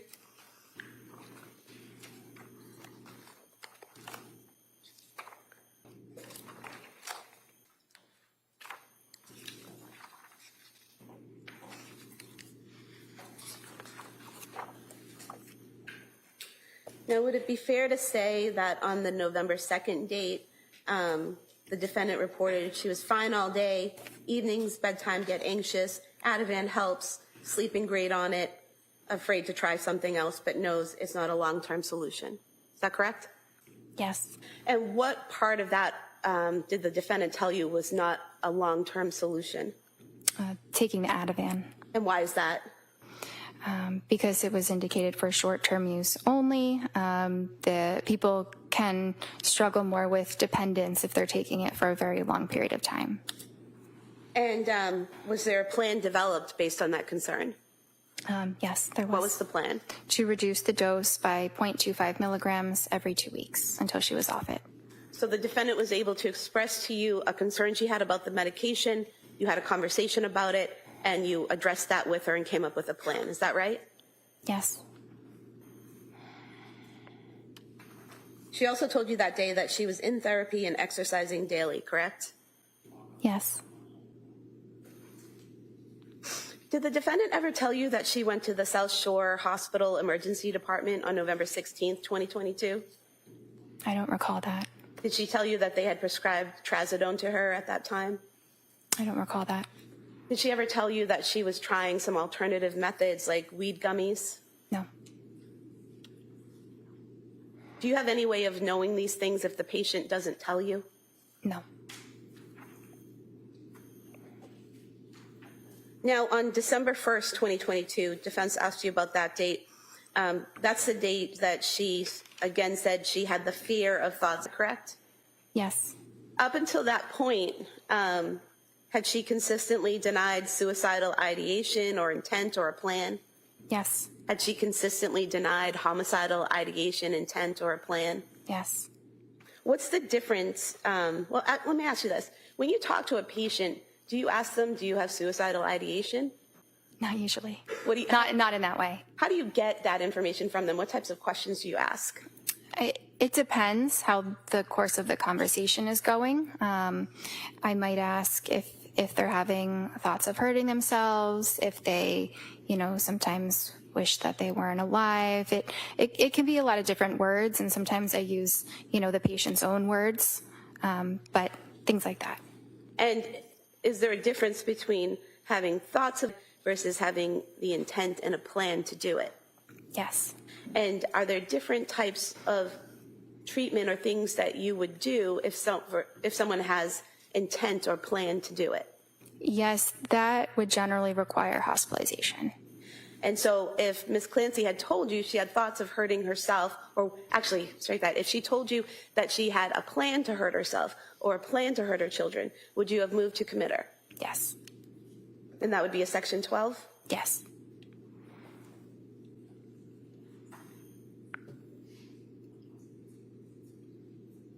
You were asked about the October 31st therapy session with Jennifer McAllister, and I know you weren't present from that, you're just going from the records, but you did say that in that session the defendant denied suicidal ideation and homicidal ideation, correct? Yeah, that's what's documented. Would there be any reason, based on your training and experience, to do that further suicidal intent assessment? No. Why not? Because if someone is denying suicidal ideation, they're just going to deny every other detail about.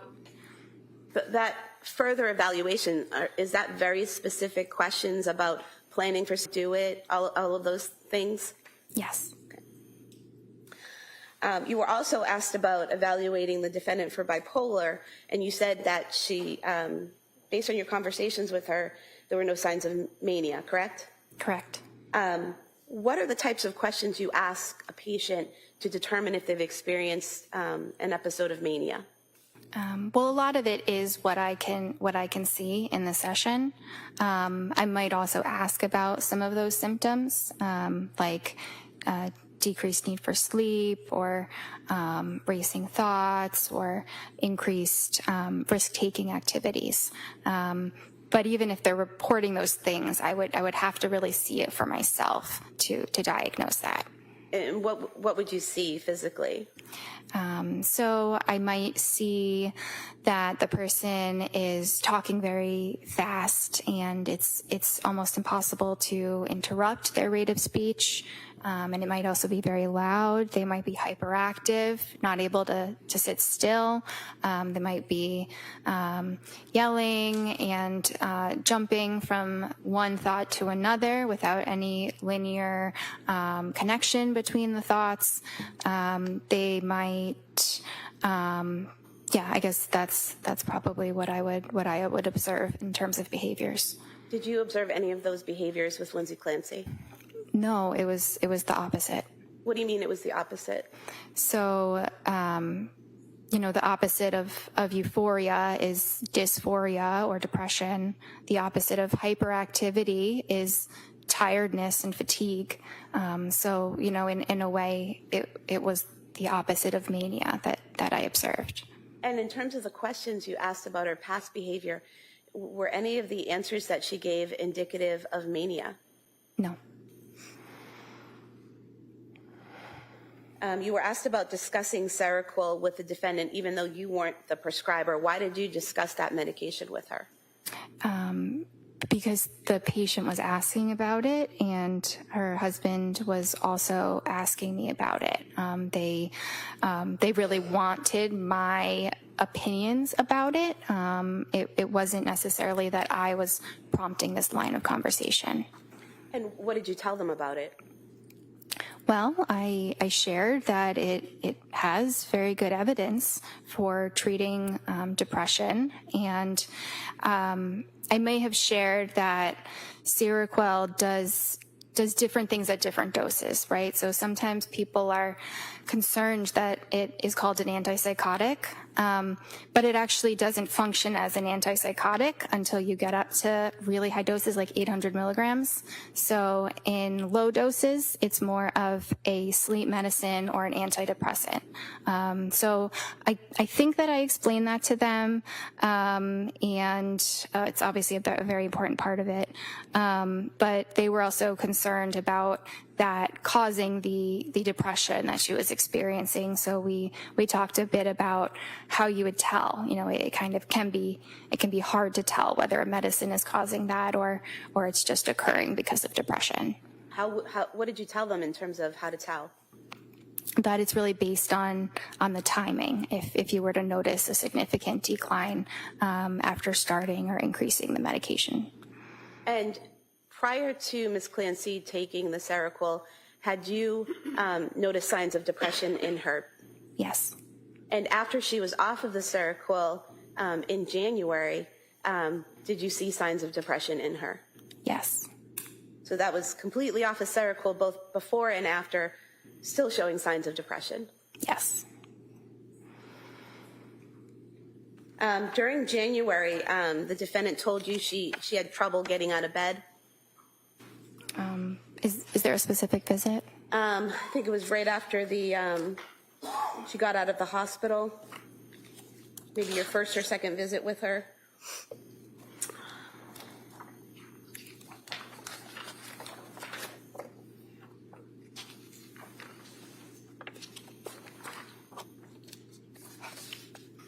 I see that on the 16th, she did say that she was able to force herself out of bed and take care of basics, so on and so forth.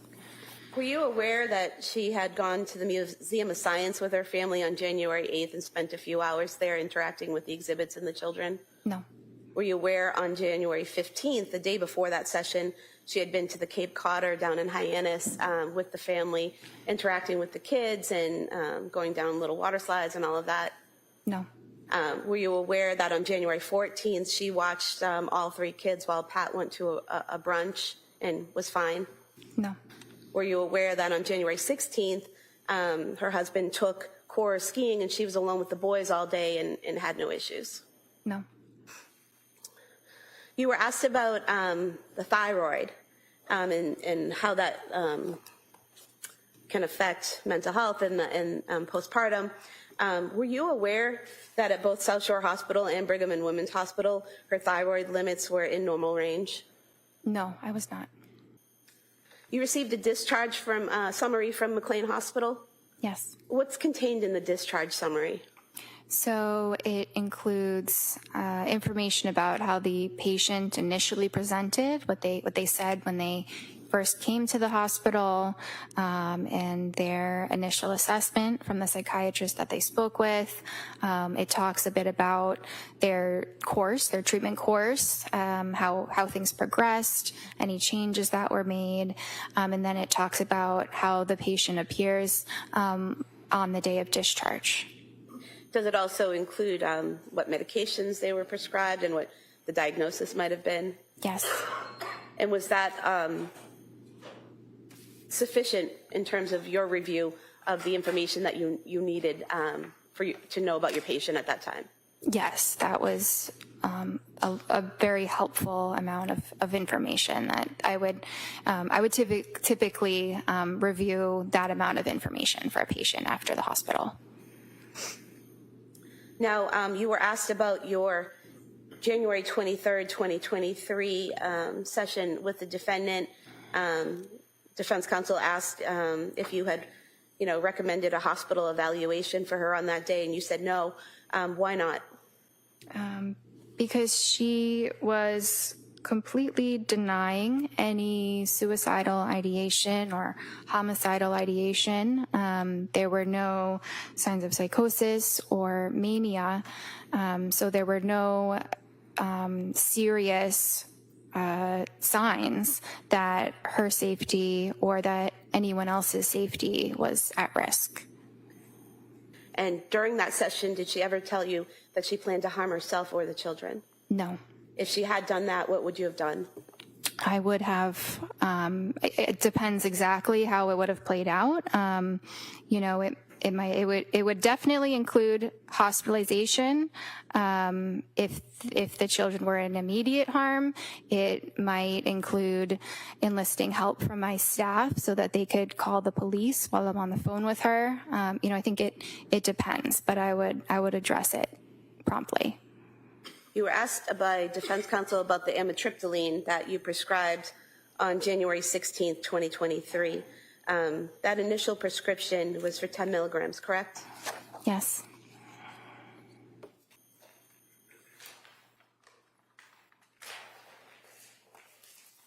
Pulling the bottle from exhibit 155 of amitriptyline. Would you agree with me that this shows that the prescription was filled on that same day, January 16th, 2023? Yes.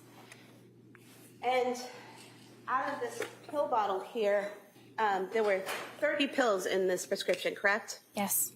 And there are 8 pills missing from this bottle. So filled on January 16th, 16th, 17th, 18th, 19th, 20th, 21st, 22nd, 23rd would be 8 days, correct? Mm-hmm.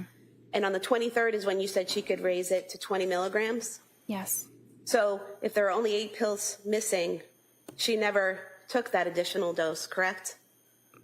That's what I would think based on what you just said. So the amitriptyline, increasing it from 10 milligrams to 20 milligrams, wouldn't have pushed her over the edge, correct? Well, if she didn't take 20 milligrams, then that's correct.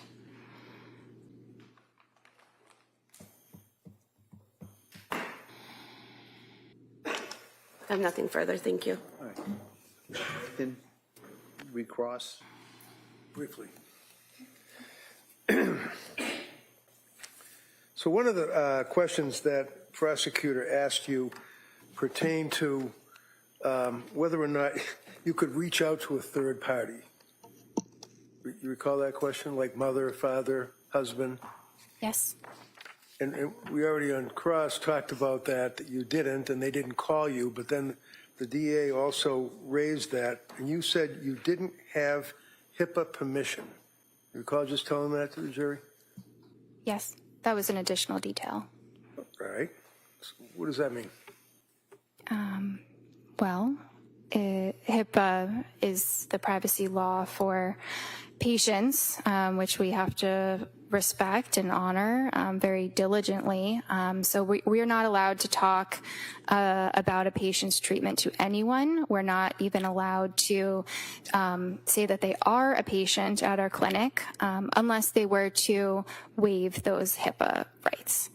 And she was very cooperative, would have been more than willing to have you talk to her mother and father and her husband, right? Objection. Sustained. Well, did you ever tell her, ask her to sign a HIPAA form? So that was not the main reason why it wasn't done. It wasn't Ever ask her to sign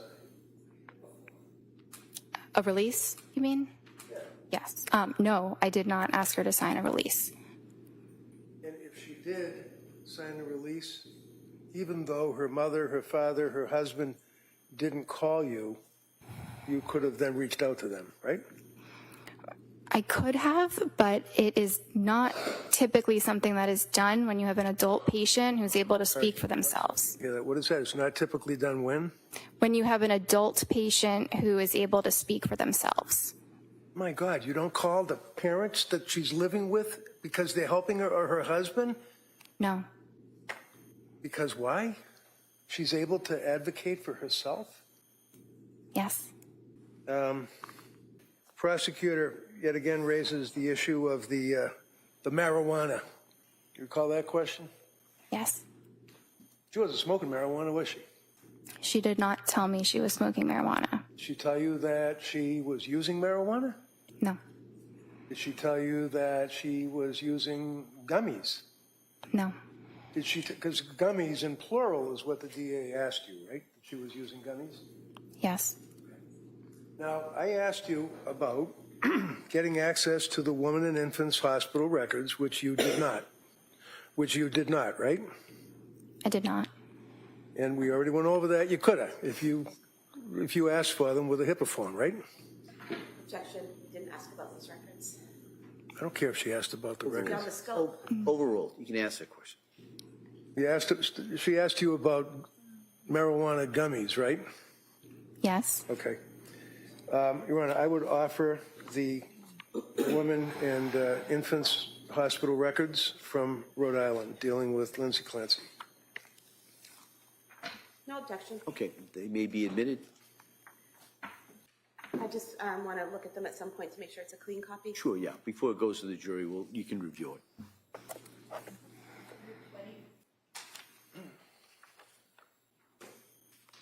And it's important for a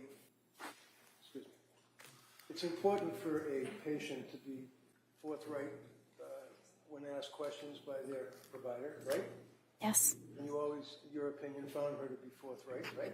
Yes.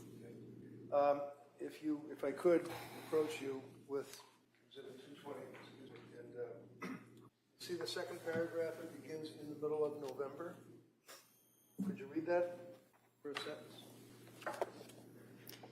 In the middle of November, she tried taking a marijuana edible to help her sleep, which caused her to have increased anxiety and palpitations. So, the records, if you had obtained them, you would have seen that it was not marijuana, it was not gummies, plural. It was one gummy that she tried, and it didn't work out, right? Based on what I just read, yes. Then you told us that there's a difference between a thought of versus a plan, one of which would result, in your words, were a commitment, right? Yes. What does that mean? Thought versus plan equals commit. A suicidal plan means that they are, they know exactly what they're going to do to end their life, what they're going to use, maybe when they're going to do it, they've researched it, and that presents an immediate threat, and that is something that would require hospitalization. District Attorney had asked you also about the thyroid levels, and you indicated, or she indicated that they were in the low range at Mass General Hospital, Reed, is that correct? I thought she said they were normal. Oh, I thought she said low, but normal or low, MGH, Mass General Hospital, right? Sorry, what's the question? District Attorney asked you whether or not they were thyroid reads. Do you remember that question? She said her thyroid had been tested. The question now is, do you remember that question that she asked you that you answered with no problem? Yes. Okay. And your response was that, my memory, because jurors it counts, that it was low reads, MGH, and South Shore Hospital. Is that right? I thought she said that it was normal, or within normal limits. Almost fine. We'll go with normal. So your memory is that there were thyroid blood level reads of Lindsay Clancy from 2 healthcare providers. Is that correct? Yes. One would be Mass General Hospital, right? I don't remember exactly. I think she said yes. I think she said Mass General. Okay. Do you remember where the other hospital healthcare provider was? It might have been South Shore. Do you know what date those were? No. Those are old reads, weren't they? I don't know. One of the things that the district attorney asked you about on a number of occasions that seems to be important is if the person that you're treating has, I guess, what do they call it, pressured speech? Yes. And you told us repeatedly that you never detected that Lindsay had pressured speech, right? Correct. I'm sorry? Correct. Looking at the record from October 21st, would you... Objection is writing on this. Oh, all right. You know what?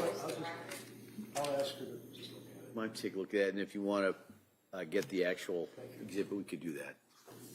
All right. So forget all about my sloppy writing. I'm looking here on October 21st of 22. Is that correct, right up there? Yes. Okay. Yes. And can you just read this paragraph here for us?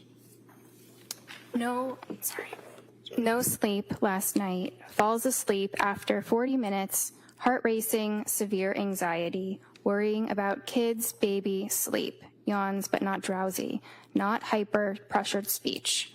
What was that? Not hyper what? Not hyper, not pressured speech is what I meant. I know it doesn't say not, but that is exactly what I meant. Wait, when did you see this that you noticed that it did not say not? I don't care what it says. I know what I meant. Well, when you wrote this, you did not say not pressured speech. You said in the medical record, pressured speech, right? No. Does it say that? Yeah, the word is, the word not is right before not hyper, comma, pressured speech. The Right, so two what are does it- following what the does a comma mean not. to you? When you put down in a medical record, heart racing, comma, severe anxiety, comma, worried about kids, comma, baby, comma, sleep, comma, yawns but not drowsy, period. Not hyper, comma, pressured speech. That's what you wrote, right? She did not have Did you pressured write speech. that, doctor? I wrote that, but you're misinterpreting my note. Am I reading this correctly, and the jury will be able to look at it, that you put not hyper, comma, pressured speech? Did I read that right? Yes, but your interpretation is incorrect. As opposed to yours? That's all I have. Just in regards to what was raised there. Yes, just two brief issues. Approaching you with your records from October 21st, 2022, the section labeled speech, where there are all the boxes where you can put pressured, word salad, all of the different things. What do you check off for speech on October 21st, 2022? Appropriate. And defense asked you about the thyroid levels. Would it be accurate to state that I asked you if you were aware that her levels were normal at South Shore Hospital and Brigham and Women's Hospital? Yes. And your answer was no, correct? No, I was not aware. Because you don't have those records, correct? Correct. Thank you. Do we have any clue as to how old they were? I don't know. You're asking me about something I never saw. All right. Nothing further. Thank All right. Anything further? All right. Thank you, Doctor. You may step down. Thank you.